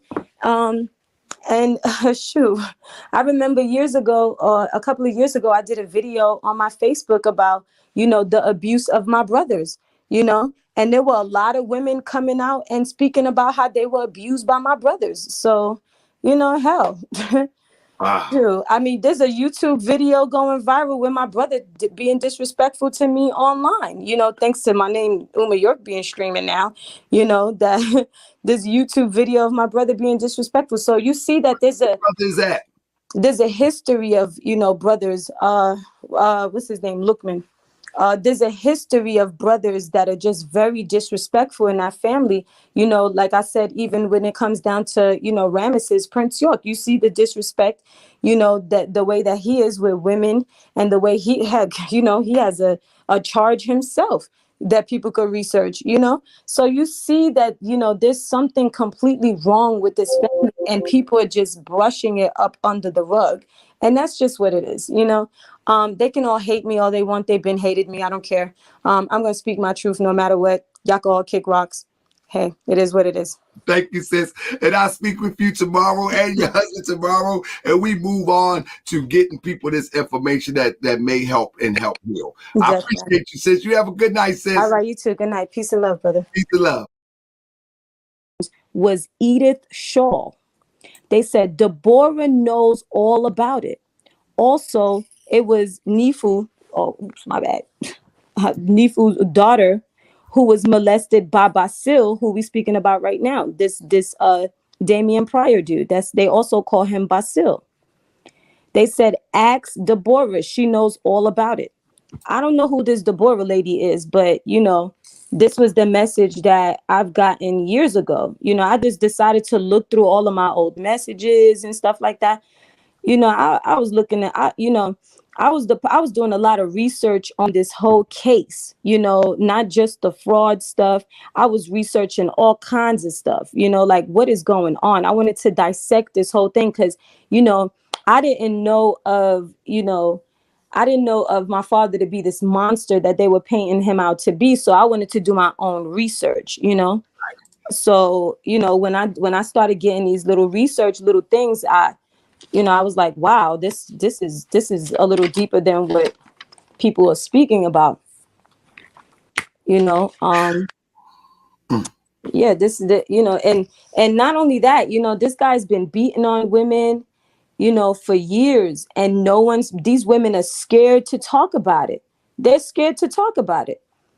This guy's the same guy that bred Nature Boy. Now Nature Boy's out here beating up on women. So it's the same. So even Nature Boy is connected to this type of community. Yeah, Nature Boy, when Nature Boy spoke about how he knew Basil personally, and he was amused by his barbershop that he had that had this whole Egyptian theme and stuff like that. And this was a person. It was a live conversation on Bigo between me and Nature Boy and a couple of other people on the panel. So a lot of other people heard the conversation. And you tell me that ain't crazy. Mm-hmm. And I put the connection together. I was like, wait a minute, because somebody said a story and they were like, yeah, he went around the girl, he circled that Nature Boy had the brothers circle the girl while he beat the girl to death. Not beat the girl to death, but he beat the girl up. And then I was like, wow, I heard that same story about 10, 15 years ago with this same brother, Basil, that he was in a barbershop and he had the Nuwaubian brothers round up around to stop this girl from running. They kept her in the circle while this guy beat her up. So these people, they all are very aware of what they're doing. They just been covering stuff up left and right and that's their whole purpose, is to keep covering it up while these people continue to do mischief throughout the community. And people look at the conscious community, like what is going, why is it the way it is? And it's like, you got main people that are being idolized and worshiped that are monsters. You get what I'm saying? And that doesn't take away from anybody else. I'm just saying everybody that have their involvement in knowing this, if you know about a child being abused or anything like that, you're a monster. If you're not saying anything about it, you're a monster.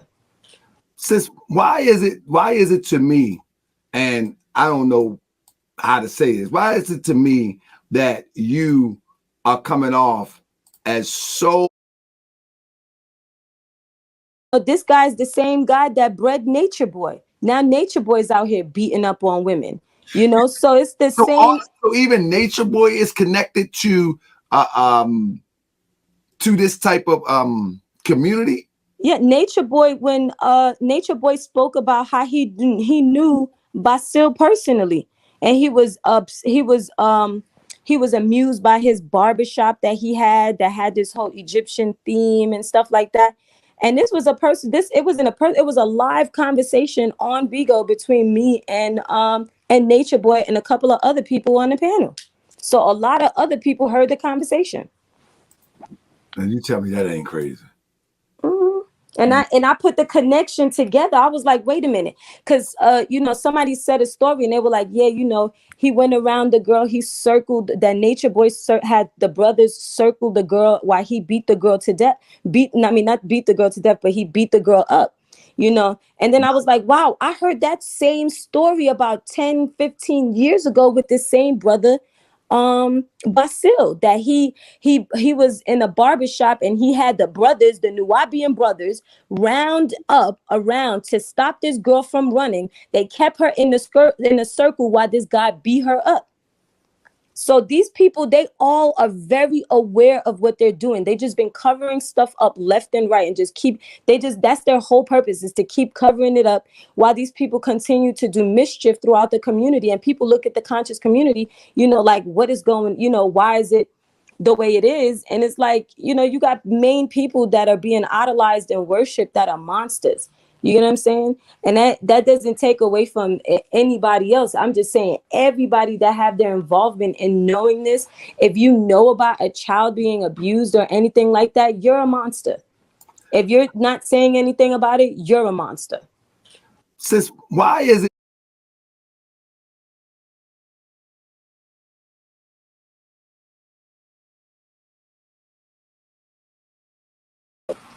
Okay, so while I got you here, my brother, I would like for your sister Leah to clear up some things.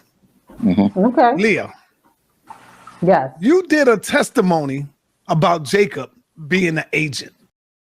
Yeah, he's behind it all because we all sat down and we talked and, we was going to figure out how we was going to set it up. We were just going to back each other's story in whichever way we could, even if it meant lying for each other. Right. Talk to us about that. That testimony was made up. I was told to say that so that it can all match in with this whole thing of him being the first to go through with this whole SEAL situation.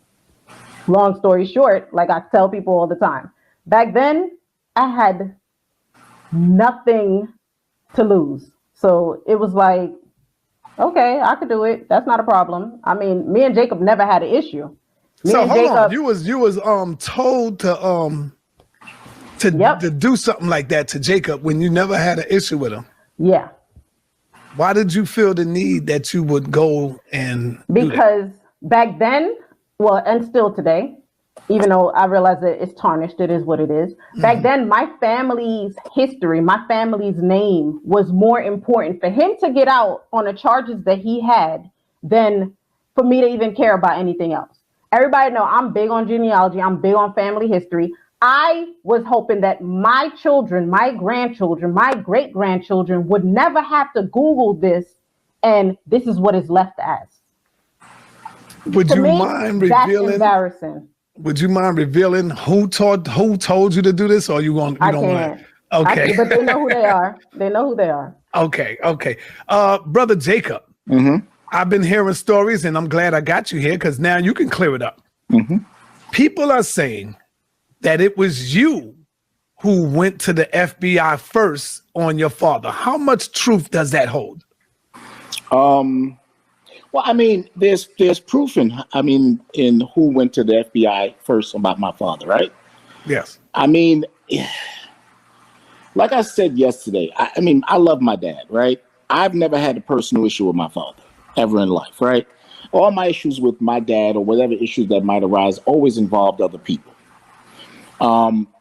And so at the end of the day, I always tell people, like, it's proof. It wasn't brain surgery who wrote the first letter. Pauline admitted she wrote the letter, right? She admitted she wrote a letter to the GBI. Nicole admitted she wrote letters to the GBI. That had nothing to do with me, right? That was other people that wrote letters, an FBI and all of that stuff. That had nothing to do with me. I mean, you got all these people that say they're from the streets, or they understand the court system, they understand the legal system, they understand all this stuff. I'm nowhere in any of the discovery. The only time my name is brought up in court is from Pops and his lawyers. There's nothing that says I had anything to do with it outside of Sheriff Seal protecting Habiba in that one interview. But yet people keep perpetuating this phenomenon that keeps being told to people by other people over and over again. My only involvement in the entire situation is I supported people I grew up with. I had a deal breaker for me. Like I said to my father, like I was willing to go the extra mile, but child molestation was my breaking point. Right? Talk to us about that, brother. When you heard the news that this was going on, when you first heard the news, where were you? And No, what happened? no. I knew about it in the 80s. Oh. Oh, yeah. I just didn't know I don't know what happened in Edenton, Georgia. But I knew what was happening in the 80s while I was young and what I lived through with my own father. Right. But my understanding of what child molestation was not quite what everybody else's understanding of child molestation was. Right. You know how it was in the 80s. We didn't even discuss child molestation. That wasn't even a topic in this country. That wasn't even a major thing. You had songs. You had one of the biggest songs. One of my favorite songs in the 80s was a song, "She's Only 16 Years Old. Leave her alone." Like, they had hit records that was made about, pedophilia act that we didn't even realize was pedophilia. So it wasn't a discussion of all that. I just knew that he was sleeping with my 14-year-old girlfriend. Wow. I didn't register it anything greater than that. Right. And so it was a very unusual feeling, but it wasn't something that you can pinpoint. It sounds like almost unbelievable to say, but I grew up there, born and raised. Right. So I knew what I knew from there. And you were obedient. You didn't trust the white man. I don't even think 911 was even invented at the time, right? You had to dial the actual phone number to get to the police. We didn't talk to the police. Right. We didn't talk to white people. We didn't talk to law enforcement. We were scared of them. We actually considered them kafir, and that was the dunya. Right. So, and shaitan. Who you speak to? You speak to people within the organization. We spoke to each other. We talked to our peers. And it's like the blind leading the blind. Right. It wasn't until at a certain point in the organization, my mother would sit me down and say, "Hey, if anybody ever touches you this way, or would anybody ever do this?" That became a topic later on. And that's when I began to see things a little bit different. And that was really when I began to be like, I'm out of this place. So let me ask you, Chuck, when you see people fighting for him to this day, like, yes, I'm going to tell you, like, Sister Sakina, she's a diehard fan for Pops. Who's that? Sister Sakina. She's been on the land for a while. I don't think you know her. And she's a diehard fan. I mean, she loved your father. She go all out for him. She's still fighting till this day. When you see people standing up fighting, saying that this is not true, what do you say to that? Because they wasn't. Never around. Or they didn't see nothing. How do they know it's not true? Mm-hmm. See, that's the point. Like, there's a value that people put on their existence in his life. That's just not realistic, right? Like, most sociopaths, and my father's a sociopath, right, know how to play roles for people. You ever notice when they talk to Jeffrey Dahmer's mom, she goes, "He was so sweet. He was so innocent." Or they talk to serial killers' girlfriends or high school friends. "Oh, they were so sweet. We didn't know he could do that. They were so sweet." Mm-hmm. Because they know how to play to the audience. See, he didn't wear a mask for me. So Sakina can't tell me what I witnessed. Okay. She can tell me what she witnessed or what she might have been present of, but I know what I saw. I know what me and that man discussed. I know the videotapes I discovered in his house that had things on it. Sex with boys and girls. I know what I saw. I know what I witnessed him raping a girl. I didn't know what the word rape mean until I left the community, went to school, learned things, went through, and I realized that was rape. Right? So actually she was like fighting him off, or you saying like statutory rape? I'm saying she was not seeming like she was happy. Okay. She was crying, she was screaming, she was upset afterwards, Mm-hmm. And so I know what I saw. Again, I don't know what happened in Edenton. I know what people told me happened in Edenton. Brother, I want to salute you for at least coming on. I know you told this story many times, but I want to salute you, brother, for at least coming on and still having the power to build on this right here. No, I haven't told this story too many times. Yes. So I'll be honest with you, I haven't. Like, the first time I told it was last night in a public forum, right? But I appreciate it. But brother, like, honestly, I tell people all the time, like, one of my biggest nightmares in my life is that I did not, in the 80s, know that I could step up and stop this man from being the monster he is. Right? Because if I knew what my powers was and my abilities were, I would have went to the police.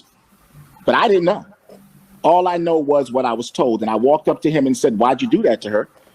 And he said, "Oh, she grabbed my dick, so I let her have it." Now, 15 years old, whatever at the time. And I'm like, oh, okay. I guess that's what you do when somebody grabs your dick. You understand? Mm-hmm. And so I'm not aware. That's the guy that taught me a lot of things.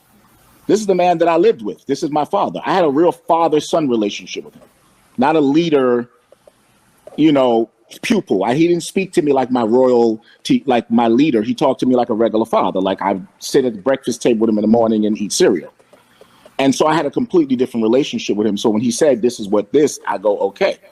Something inside of you is not comfortable with it, but you don't know. Mm-hmm. Right? Okay. And at the end of the day, that's the reality. So she can say whatever she wants, but she can't tell me what I saw.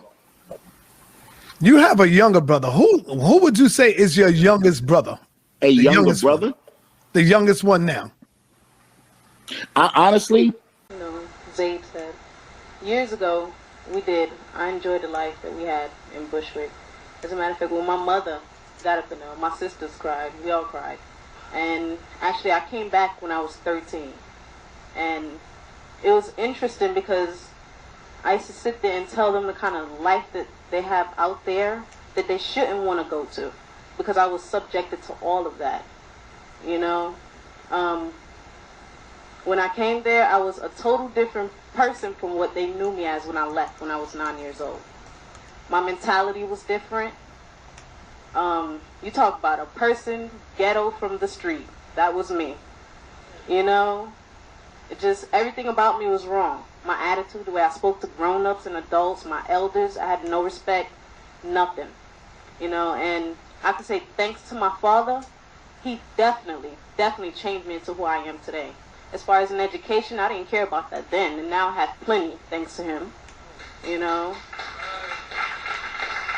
And what most people don't realize is that this has a long-term effect on our generations. My daughter, when she last seen him, she was 4 years old. And still today, she asks about him. So, people need to take into consideration that, they hurt a lot of people. Not just our blood relatives, but a lot of other people who also saw him as a father.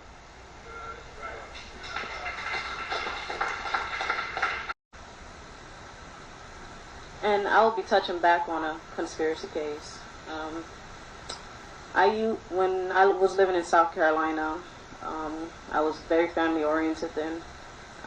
They would come to my house for the summers. Whenever anybody needed a getaway, my house was like a vacation.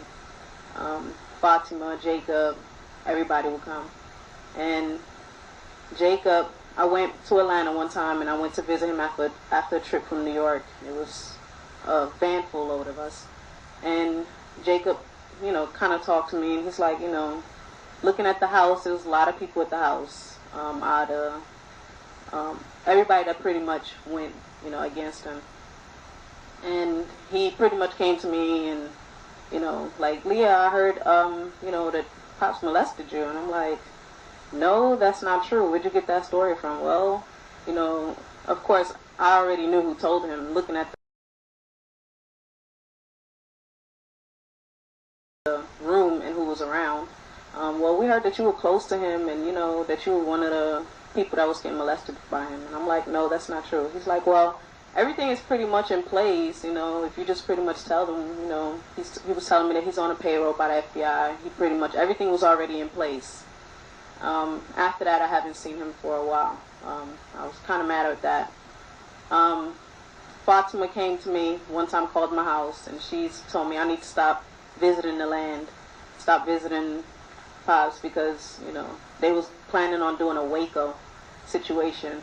And of course I had to do more research on that, and pretty much to say that they were going to come up there with body bags, which they did, I found later on, and they were going to pretty much just shoot everybody, no questions asked. And as soon as I heard that, it was in 2001, I sat down with Pops and I told him. And he's like, oh, I'm not worried about that. They have no reason to come up here. We're not doing anything that would, cause me to even get incarcerated. Like, why would they want to do that? And of course, Jacob, he was kind of angry, feeling that he had something to do with his mother's death, because, which she died of an aneurysm. He felt like you know, it was his father's fault. A few months later, they came back and visited me. Things was kind of different then. He realized that, you know, I wasn't going on their side of what they were doing, because I felt like that was, you can't go against your family, you know. After that, Fatima found out I was still visiting up there, and she pretty much kind of cut me off because she was pretty pissed. Like, well, you going up there, well, that's a choice that you're going to take. You're just going to get caught with the rest of those people. So I'm like, okay. You know, after that, just turned on the news. I was living in South Carolina, like I said. Turned on the news one day and seen that they raided the land. You know, seen people from the, I guess, a camera view of a helicopter, people laying on the floor, and a lot of SWAT teams all over the land. So I called my little brother who was living up on the land at that time, and I wasn't able to get in touch with anybody. Nobody was picking up the phones. So I called my mom, and she's panicking on her way up there to try to find out what's going on. She said she did get a call from somebody from the land telling them that it was a raid, and pretty much they had everybody at gunpoint, even the younger babies and the children.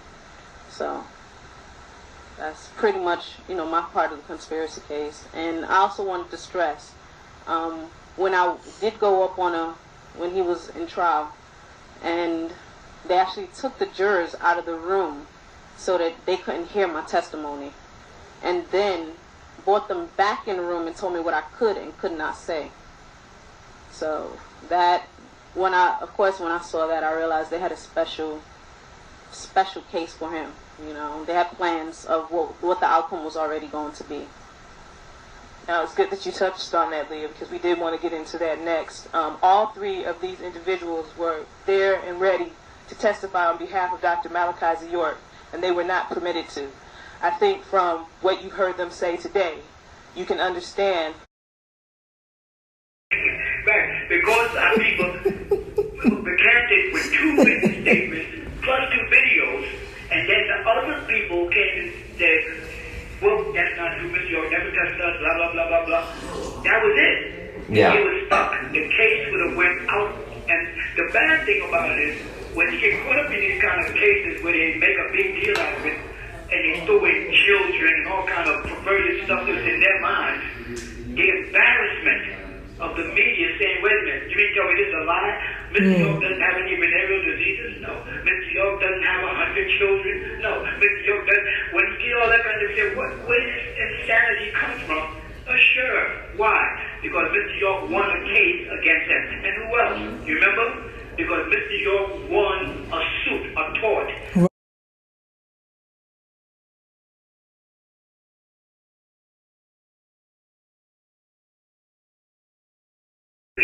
Right, because our people recanted with 2 written statements plus 2 videos, and then the other people came and said, well, that's not true, Mr. York never touched us, blah, blah, blah, blah, blah. That was it. Yeah. It was stuck. The case would have went out. And the bad thing about it is, when you get caught up in these kind of cases where they make a big deal out of it, and they throw in children and all kind of perverted stuff that's in their minds, the embarrassment of the media saying, wait a minute, you mean to tell me this is a lie? Mr. York doesn't have any venereal diseases? No. Mr. York doesn't have 100 children? No. Mr. York doesn't. When you get all that kind of stuff, where does insanity come from? Sure. Why? Because Mr. York won a case against him. And who else? You remember? Because Mr. York won a suit, a tort. Right. Royals, because Royals was a judge, was an attorney for Oconee Hospital when my wife's father died there, and we filed a tort. And I was driving Fatima Richardson back and forth to Mr. Royal's office while he was an attorney. Once the doctor, who was honest, finally broke down and cried during one of the meetings and said, well, I'm very sorry, but it's my fault. I let the sponge hit Mr. Richardson. That's why he died. Royals removed himself from the case. Right, I remember. Mm-hmm. And then, months after, I made the other judge, he said, after I told him I was under duress, he said, I'm removing myself. He recused himself from my case, and they went and got Judge Royals. The moment Judge Royals saw my name, he is supposed to say, I can't sit on this case, yes. But I'm the one That's what I was trying to say. Dr. Mr. Thompson saying that you can't get on the staff at Oconee because you belong to the Masonic Lodge under a cult leader, Mr. York. Remember that? Yes, I remember. And that you were the lead attorney on a tort that Mr. York's family won against Oconee Hospital on your behalf. He was not supposed to be on the case. He immediately should have said, I can't be on this case, so this would be a conflict of interest. But he went on with the case, denied every time we brought it up, he just denied every motion, and even in the final, when the jury said, we can't honestly say this man is guilty, he said, we dressed this, and took it downstairs and threatened him, So I want a guilty plea. Is he going to get away with that? No, we can't, but because we was in their environment while they moved it to Brunswick, Brunswick, Georgia, because that was the county of that judge. That's where he did all his practicing. And they would get away with it because they thought it was going to be hush-hush. We got him, he's locked up, he got life, his people will fade away, they'll disappear. They don't know us. Right.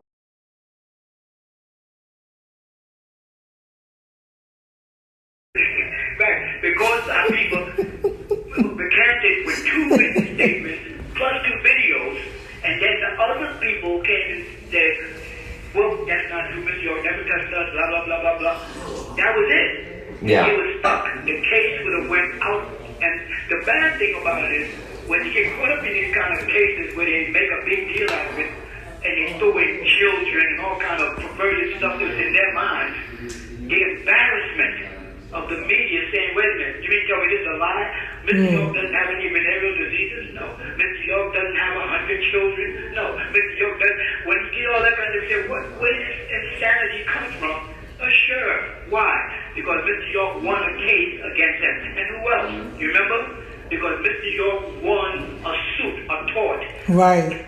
Royals, because Royals was a judge, was an attorney for Oconee Hospital when my wife's father died there, and we filed a tort. And I was in private fighting for Richardson back and forth to Mr. Royals' office while he was an attorney. Once the doctor, who was honest, finally broke down and cried during one of the meetings and said, well, I'm very sorry, but it's my fault. I let the sponge hit Mr. Richardson. That's why he died. Royals removed himself from the case. Right, I remember. And then, months after, I made the other judge, he said, after I told him I was under duress, he said, I'm removing myself. He recused himself from my case, and they went and got Judge Royals. The moment Judge Royals saw my name, he is supposed to say, I can't sit on this case, yes. But I'm the one that's what I was trying to say. Dr. Mr. Thompson saying that you can't get on the staff at Oconee because you belong to the Masonic Lodge under a cult leader, Mr. York.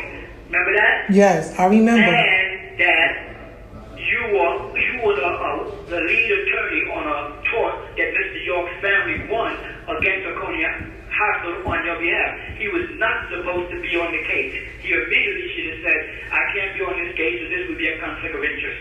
But he went on with the case, denied every time we brought it up, he just denied every motion, and even in the final, when the jury said, we can't honestly say this man is guilty, he said, we dressed this, and took it downstairs and threatened him, I want a guilty plea. Is he going to get away with that? No, we can't, but because we was in their environment while they moved it to Brunswick, Brunswick, Georgia, because that was the county of that judge. That's where he did all his practicing. And they would get away with it because they thought it was going to be hush-hush. We got him, he's locked up, he got life, his people will fade away, they'll disappear. They don't know us. Right. Right. They didn't know I was a diplomat. They didn't know I had a PhD. He told them I never had an education. I speak 19 languages. He does. I translate languages. I was translating when I got arrested. Yeah. These people are crazy, but they're so racist, and it's sad to see the end result of it today. Look at today. I know. Today because of the kind of minds like that. I know. Everybody's going to Ghana too. Everybody's. Because Ghana opened up and said everybody could become a Ghanaian citizen, and they said, "Come on home." Everybody's going there. It's people. Yeah. Now I just want to go down the line and different people that have affected this case tremendously. Now, one of the named people in the conspiracy is your son Jacob York. How does the father handle something like that? Well, his real name is not Jacob York. His name is Yaqub Abdullah Muhammad. Right? His mother's name is Zubaydah Abdullah Muhammad, and he has, siblings, brothers and sisters. Right? It's a very touchy situation because his mother died of an aneurysm attack. Right? Me and her have been separated for many, many, many years. You follow?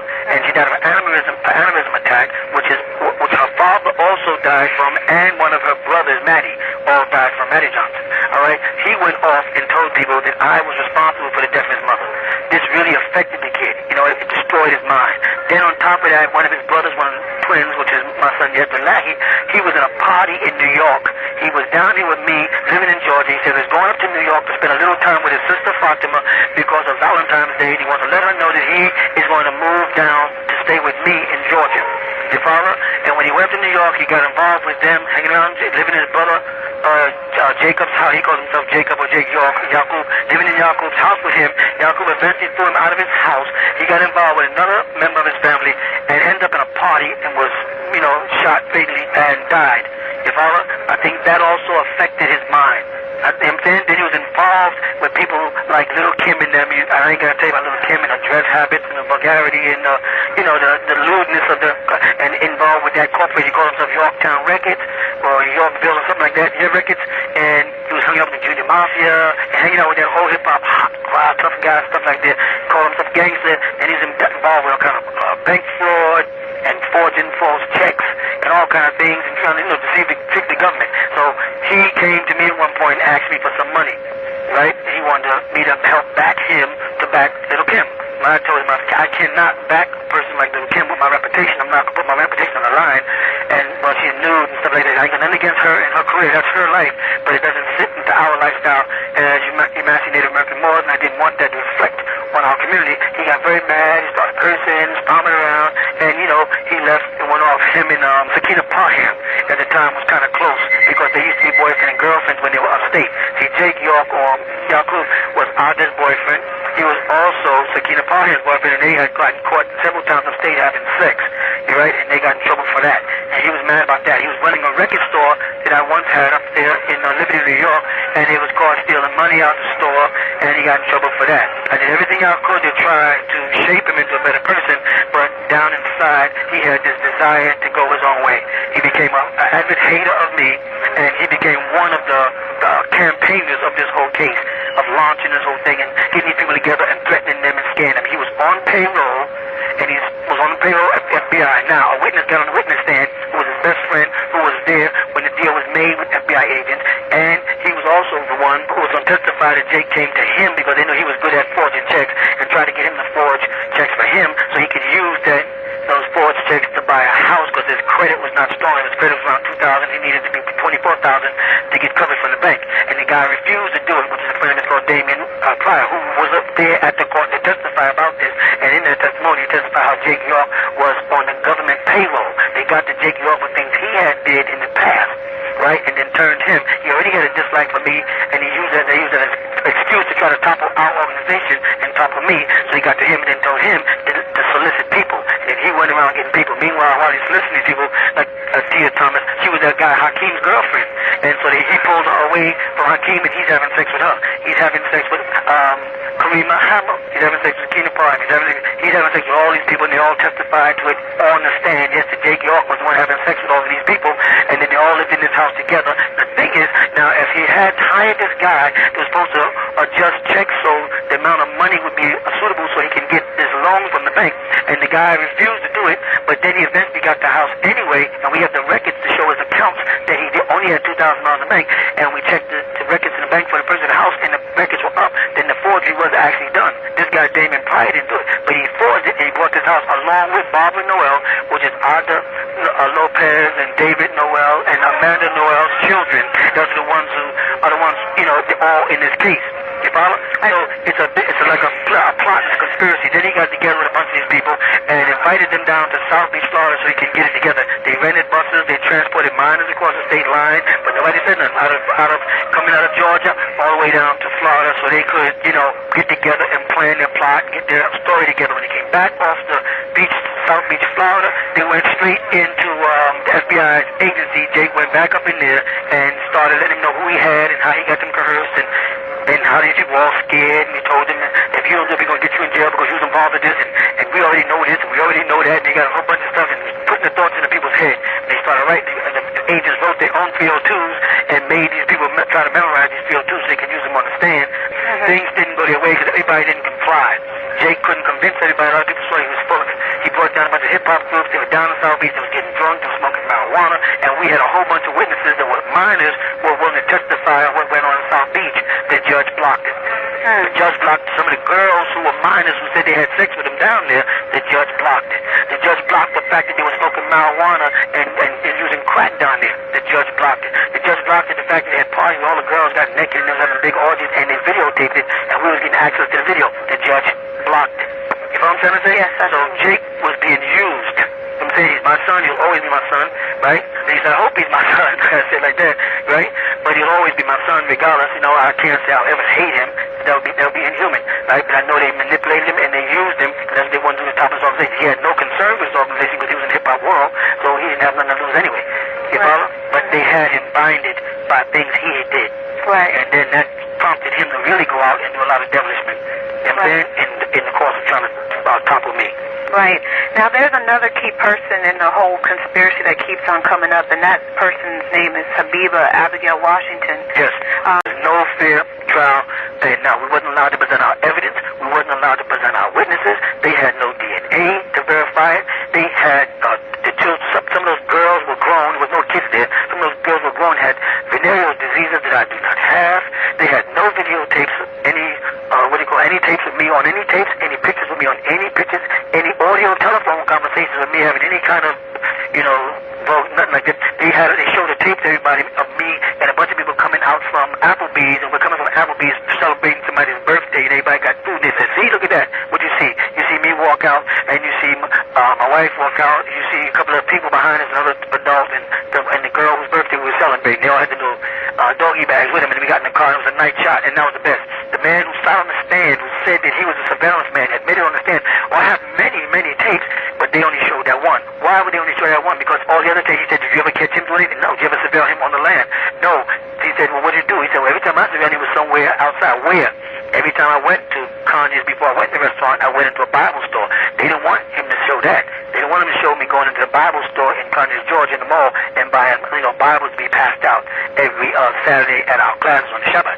That they didn't want, so he cut it down. But the tape they showed had nothing to do with sex, had nothing to do with racketeering or anything, just me walking up, so they could do that with anybody coming out of any restaurant, right? Let me go back. They had no physical evidence. They in no way tied me to anything. They didn't tie me to no stuffed doll.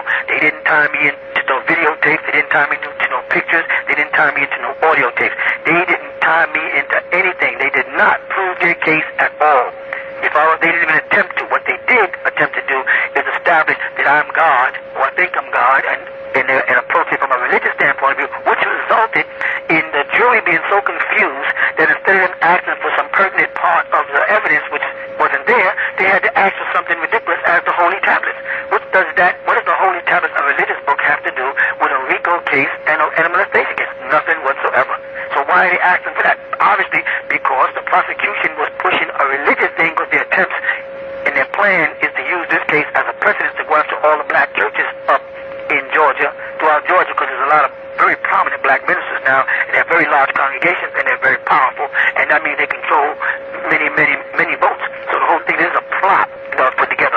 Jake and them was a part of the conspiracy. They had to figure a way to get this thing to make it look legit. That's why they got Jake York, who had his own charges, put him on salary, threatened him up, told him they'll give him immunity from all the stuff he did, and we got a whole list of things that he's involved in illegally. It's up on the internet if you want to go there. So, no, it wasn't a fair trial. The judge himself, Asaru Royals, planned it. He ignored my request for continuance, which I needed because I was trying to get rid of these lawyers that they pinned on me, which I said was never mind, these Caucasian lawyers, and I got this black lawyer, Adrian Patras, and I sat right there in front of that judge, and I said, my constitutional rights, according to your beliefs, tells me I have a right to get a continuance because this lawyer, after age is fine. You sent me to New York for reevaluation, right? When I came back from New York after 90 days of the reevaluation, the psychiatrist said I was sane. He said I was a black Indian. He confirmed everything in his statement. They tried to take that out, but we have it on record, right? When I came back, now I go before you. I said, okay, now I'm ready. I wasn't planning on fighting no trial with no Garland or law firm, because I found out that they were working with Putnam County and they were working with the government, so I was not trusting them. And they gave me an Indian guy called Manny, but I found out that this Indian guy called Manny had a Caucasian wife, and that he himself works for the government as a military lawyer. So I knew I was in the wrong hands. So I said, no, whoever put these people together, I don't need them. So I got a black lawyer. And when I got the black lawyer, I told the judge that we need a continuance so I could work on the case. Because after all, y'all bounced me to like 10 different prisons, so I couldn't be stable, so I couldn't get my case together. I couldn't find me. Every time I get settled in one place, he'd fly me somewhere else. He cut me off the telephone. He cut me off from pens and pencils at certain times. He cut off my mail at other times. He cut off my visits. So I couldn't really work on my case. So I have a box of stuff that Garland would bring in, and I didn't see Garland himself, but he would drive these boxes left off of my case, and then they'd move me, and they'd leave the boxes behind. And then that stuff would get lost. And I'd end up in another place where you can't get that stuff. And it went on like that there. So when I finally got before Judge Wells in Macon Middle District down a private meeting, because he didn't want to have this open, but there's still minutes on it, transcripts, I said to him, I need time to work with this lawyer on my case. Because after 2 years, the prosecution had 2 years and 2 months to work on the case, investigate, to find people, to track down witnesses and victims and all that there, and they came up with naught. They came up with no evidence. They came up with nothing concrete whatsoever, and nothing that tied me to. What they did is use the law called hearsay. There's nothing no one said I said. It's what other people said. There's no statements of me. There's no tapes of me. There's no videotapes of me. There's nothing. They could put anybody in that courtroom and have people get up there and do exactly what they did and found that person guilty. You follow what I'm saying? The way it was set up, it didn't matter who it was because it never tied anything to me. You follow? They show my bank statements, but then I bring my accountant down from New York for 30 years. I've been working with him for 30 years, and he plainly says, well, this man has never been audited in 30 years. In fact, he's overpaid his tax. I can't even see how you can get a RICO for $10,000. This man deposits millions of dollars in the bank over a period of time. So where that came from, so what they did is the prosecution, Master Wood, lied and said, well, so if he was living under another name, Dwight D. York, a bogus name, right? A name that doesn't exist, that I never lived under, right, which is called a misnomer, which they have on all the documents. But if he was living under that name and he didn't tell you that he was doing another kind of business, would you know? Which is a stupid question, because the answer to the question has to be no.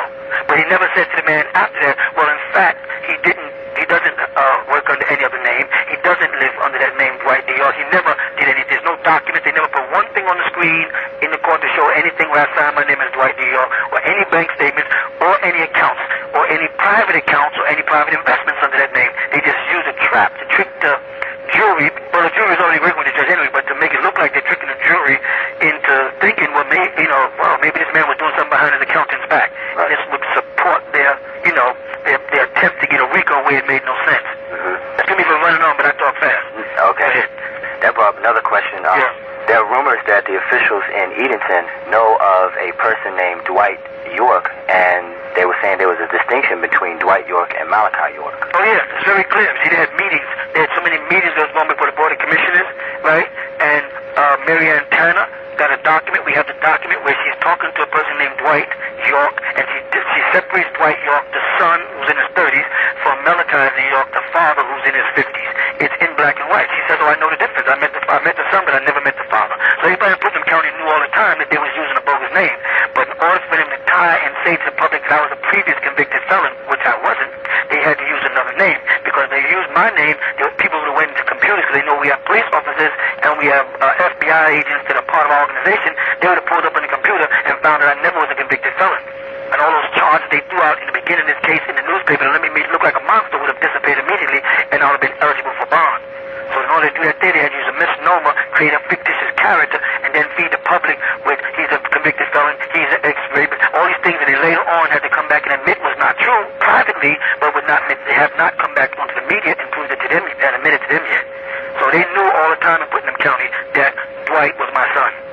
And not me. They knew that all the time. They knew the age. They knew when he used to come here because he was living down here in Georgia before I got down here. And he used to go to all the board meetings and talk to all those people. Jerome Dean Adams was there. That's before SEALs even got in town. That's when they had Sheriff Russo there. And Jerome Dean Adams and Marion Tandem came on the board. They keep on being, but they encountered my son. And they knew who he was. And they know I'm not him. And they know he's not me. They just deceiving the public. That's part of what they're doing to try to get this case so they can try to take those people's land out there and try to take our women and stop us from propagating our teachings. Right. Today's date is March 8th, 2004. This is an exclusive interview with Maku, Chief Black Thunderbird Eagle. How are you doing this morning? Okay, for a man who's in the belly of the beast on the House of Patmos, I'm doing all right. Okay. Well, I have some questions I think that the public would like to be cleared up. May I? Yes. Okay. How about everybody first? Go ahead. Is it true that you did not move to Georgia with any of the alleged victims? It's a known fact. In fact, the parents of the victims that they did have on the stand all admitted, one after the next, that they moved down here. So some mother right there told them that she came down with us, and we didn't come to no land. We went over to Macon, Georgia. They lived in Macon. Other people lived in Savannah, Georgia, and different places. I was not the first down here. I didn't bring any children down here. In my vehicle, when I came, there was no children in my vehicle at all, whatsoever, all adults, and we have all that logged on record and verified. The courts tried to ignore that. Okay. Now, is it also true that when you got to Georgia, people had already began to move to the land and were already in Georgia? Yes, there was people already living on the land months before I came down to the land. Okay. Right? The families were already, some was already settled here, some brothers here preparing the land and all of that. When I came down, in fact, was abrupt. Right? We came down here purposely because the Eagle Rock Mound, or Rock Eagle Mound, is right down the road from us. That's why we came here, as the Malachi Native American was coming back to our own land as indigenous people. But the other family was already down here, not only in Putnam County, but on that land and throughout the Sparta, Macon, and different places, already living there before I even got here. Okay. Now, the land itself was originally purchased as a pure trust, or can you explain? Not purchased as a pure trust. A pure trust is a common law term. Okay. Where you turn the property over to a company, to a pure trust. Okay. Georgia is under common law. Fields and them will keep getting in the newspaper and play games with people in Georgia and say they're using this old common law thing. Look it up and you'll find out Georgia is under common law. Georgia state don't even have a forfeiture law at all. So the feds had to be created to get a forfeiture on those people's land, and they know we had a pure trust. When we went to Jones County Court before Hugh Winfield, and the pure trust was put before him and questioned, he said, I'm not touching that. We got the minutes to back that up. I'm not going nowhere near that, and he left it alone. And so we left it as that was it. I moved away. I moved to Clark County, forgot about the land, had no interest in the land, and was not even visiting the land. That was another lie. I didn't visit the land for over 2 years. I wasn't there. So what happened is they forced me to come over because they said, we need you to do a quick claim deed because the judge and them won't release this. They won't recognize our pure trust, even though they knew all the time the pure trust was legal in the state of Georgia as common law. But they said they wouldn't use another tactic to force our back against the walls. I said, okay, I'll sign a quick claim deed, whatever it is, just get it out of my hair. So I signed a quick claim deed over to a bunch of owners, and then they established in court in the final meeting that I had no interest in the court, and this was Judge Pryor, right, and Lawson, as an attorney for the state, of the county, I think he was at the time, paid a fee of $16, established that Malachi Z. York or Chief Black Thunderbird or Esau, whatever you want to call me, has no interest in the 404 Shadydale Road property. None of the 476 acres will have any interest in. It's not mine. It's other people's. They're just justifying trying to steal it. Okay. Now, with that being said, the property you said you moved down to Georgia because it was Native American, your Native American roots were here in Georgia. Was it also true that the land in upstate New York that's mentioned in the indictments, that was also Native American land? That's right. We had a reservation set up there, signs, pictures of it. Different tribes used to come up there. We used to have powwows up there. It was in Liberty, New York, and that's where we used to gather. We was dressing in Native American clothes. We had Native American music. We lived our culture up there before we came down here. It's not something we acquired when we got here. It's not no newfound idea. I was a Native American all my life. Regardless of what religion I got involved in, or what fraternity I got involved in, or what culture I studied, be it the Masonics or the Egyptians or the Christians or the Muslims, I was still by birthright and by gene and genealogy a Native American, Yamasee Native American of the Creek Nation in the state of Georgia. From Georgia, we traced our family tracking the railroad tracks all the way up to Massachusetts, from Massachusetts Indians to the Pico Indians, all the way back down to the Cherokee, all the way back down to the Creek Confederate, and then even over to Florida, where we found Chief John Horse, whose name was Juba, which was Ben York, my great-grandfather's brother, and he was down amongst the Seminoles in St. Augustine, where they recently found bones. Okay. Trace him out also, John Horse, they call him. Okay. And is it also true that because in the trial they're trying to say that these certain alleged victims were traveling in interstate commerce? Is it true that the alleged victims moved with their own mothers and fathers to Georgia and on their own? Each one of them. When Abigail was up there, her father got on the stand. He confirmed that she moved with him. Tatiana Thomas, right, called her Tia, her mother was on the stand, and she confirmed that she moved down with her. None of the victims moved with me. None of the victims was in my vehicle. Their parents are the ones who transported them down there, and they didn't transport them from up on the mountain directly to that land. No, they moved from different places. Some of them wasn't living up on the mountain. They came from different parts of up there in the north, whether it was Philadelphia or New York, and came to different parts of Georgia, and then later they moved on the land. They got permission from whoever and moved on the land. I think at the time was the people in charge of the land.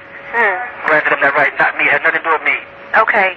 Now, is it true that there were no allegations or reports or charges of anything dealing with sexual abuse in New York or upstate? Right, our organization existed since 1967. Got incorporated as the Nubian Islamic Hebrews Ansar Allah community around 1973. Okay. Now, from 67 to 73, we had a community set up. There was none. From 73 all the way up to 1988. From 1973 to 1988, there's never been any type of claim of anything to deal with molestation or child abuse or sex scandals, nor anything dealing with bank fraud or any type of all the stuff they call RICO or money exchanges. None of these things existed from 1967 all the way up to 1988. They started fabricating their charges from 1988, and it's not backed up by any of the truth. So you have absolutely no allegations of anything. Any children, don't forget now, you're talking about 4 people, 4 children, and about 4 adults that are making a statement after thousands of members. There's thousands of members that passed through our organization from 1967 all the way up. And all of them have children, and all of their children are the same ages, and they have sons and daughters. And if you ask them, these are the ones trying to get on the stand to say, which the judge wouldn't let them, this is not true. I know these kids. I know the kids are making the claims, and I know him. We've been knowing him Baba. They make a big deal about the word Baba. Baba's a very common word. Baba means father, whether it's Ava, Baba, or Abu in different languages. We are fortunate to speak different languages other than English because we taught them different languages so they'd understand different things in culture. But they would use words and cliches and things to make this, to hype it up. But it doesn't work if people just use common sense and say the organization started in 1967 and they have no complaints of any type of child molestation through the man's whole beautiful part of my life, the whole time from the time I'm like 20-something all the way up to 50-something, there's nothing.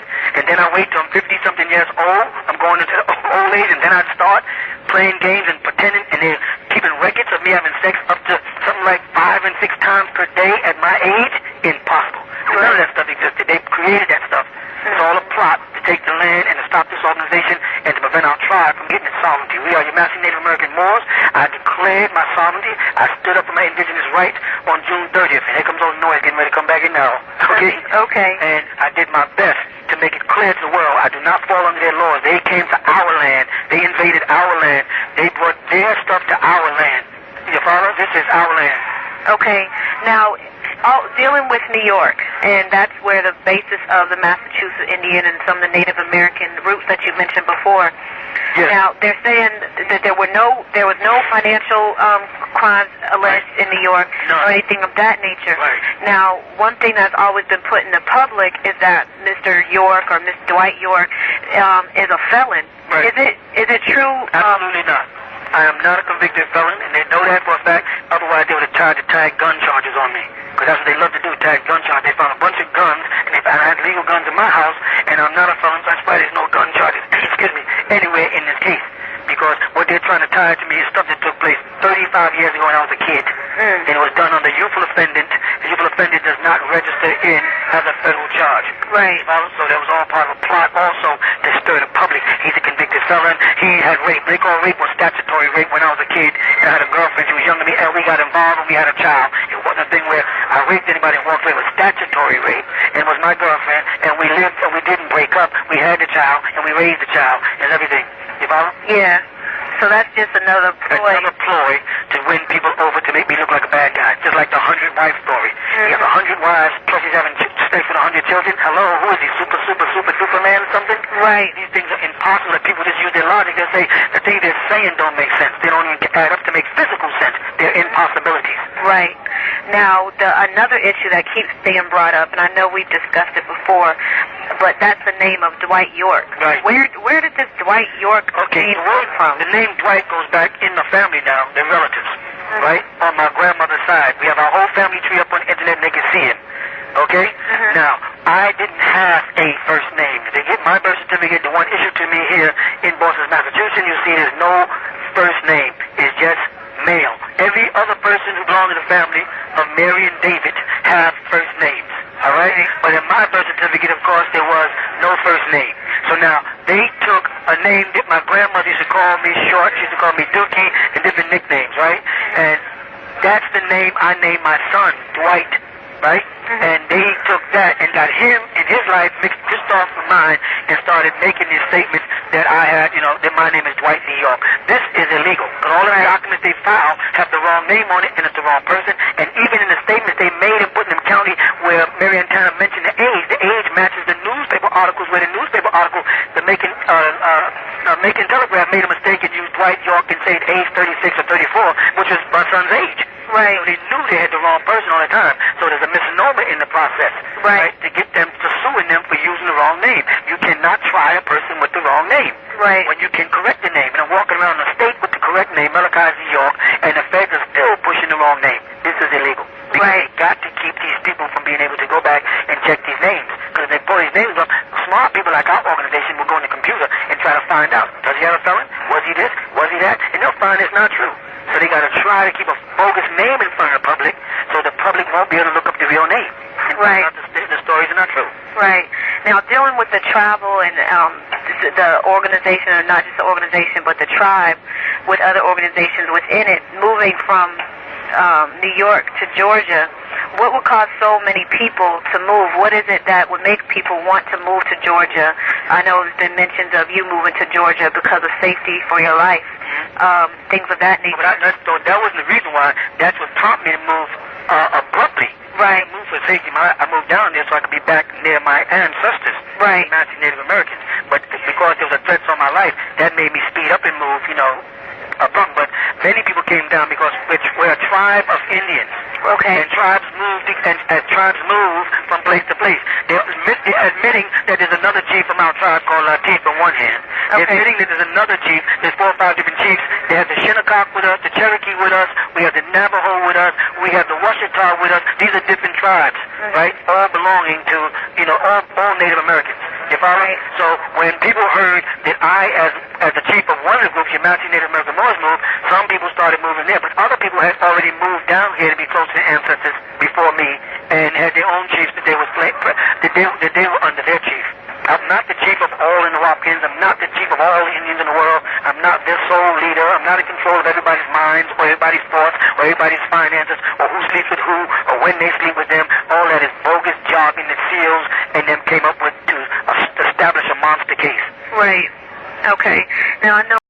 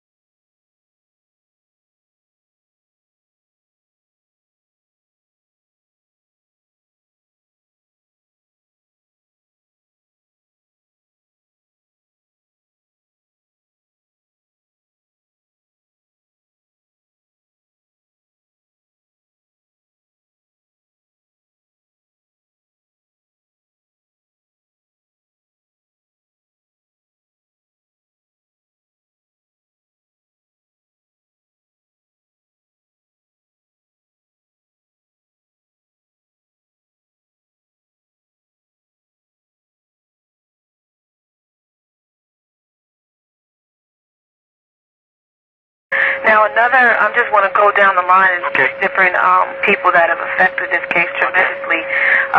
Now, one of the named people in the conspiracy is your son, Jacob York. How does how does a father handle something like that? Well, his real name is not Jacob York. His name is Yaqub Abdullah Muhammad. Right? His mother's name is Zubaydah Abdullah Muhammad, and he has, siblings, brothers and sisters. Right? It's a very touchy situation because his mother died of an aneurysm attack. Right? Me and her have been separated for many, many, many years. You follow? And she died of an aneurysm attack, which her father also died from, and one of her brothers, Maddie, all died from Maddie Johnson. All right? He went off and told people that I was responsible for the death of his mother. This really affected the kid. It destroyed his mind. Then on top of that, one of his brothers, one of the twins, which is my son, Malachi, he was at a party in New York. He was down here with me, living in Georgia. He said he was going up to New York to spend a little time with his sister Fatima because of Valentine's Day. He wants to let her know that he is going to move down to stay with me in Georgia. You follow? And when he went to New York, he got involved with them, hanging around, living in his brother Jacob's house. He calls himself Jacob or Jake York. Yaqub, living in Yaqub's house with him. Yaqub eventually threw him out of his house. He got involved with another member of his family and ended up in a party and was, shot fatally and died. You follow? I think that also affected his mind. Then he was involved with people like Little Kim and them. I ain't gonna tell you about Little Kim and her dress habits and the vulgarity and the lewdness of and involved with that corporate. He called himself Yorktown Records or Yorkville or something like that. Yeah, Records. And he was hanging out with the Junior Mafia and hanging out with that whole hip hop hot crowd, tough guys, stuff like that. Called himself gangster, and he's involved with all kind of bank fraud and forging false checks and all kind of things and trying to trick the government. So he came to me at one point and asked me for some money, right? He wanted me to help back him to back Little Kim. I told him I cannot back a person like Little Kim with my reputation. I'm not going to put my reputation on the line. And while she's nude and stuff like that, I ain't got nothing against her and her career. That's her life. But it doesn't fit into our lifestyle as Yamasee Native American Moors, and I didn't want that to reflect on our community. He got very mad. He started cursing, stomping around, and he left and went off. Him and Sakina Parham at the time was kind of close because they used to be boyfriend and girlfriends when they were upstate. See, Jake York or Yaqub was Ada's boyfriend. He was also Sakina Parham's boyfriend, and they had gotten caught several times upstate having sex. Right? And they got in trouble for that. And he was mad about that. He was running a record store that I once had up there in Liberty, New York, and he was caught stealing money out the store, and he got in trouble for that. I did everything I could to try to shape him into a better person, but down inside, he had this desire to go his own way.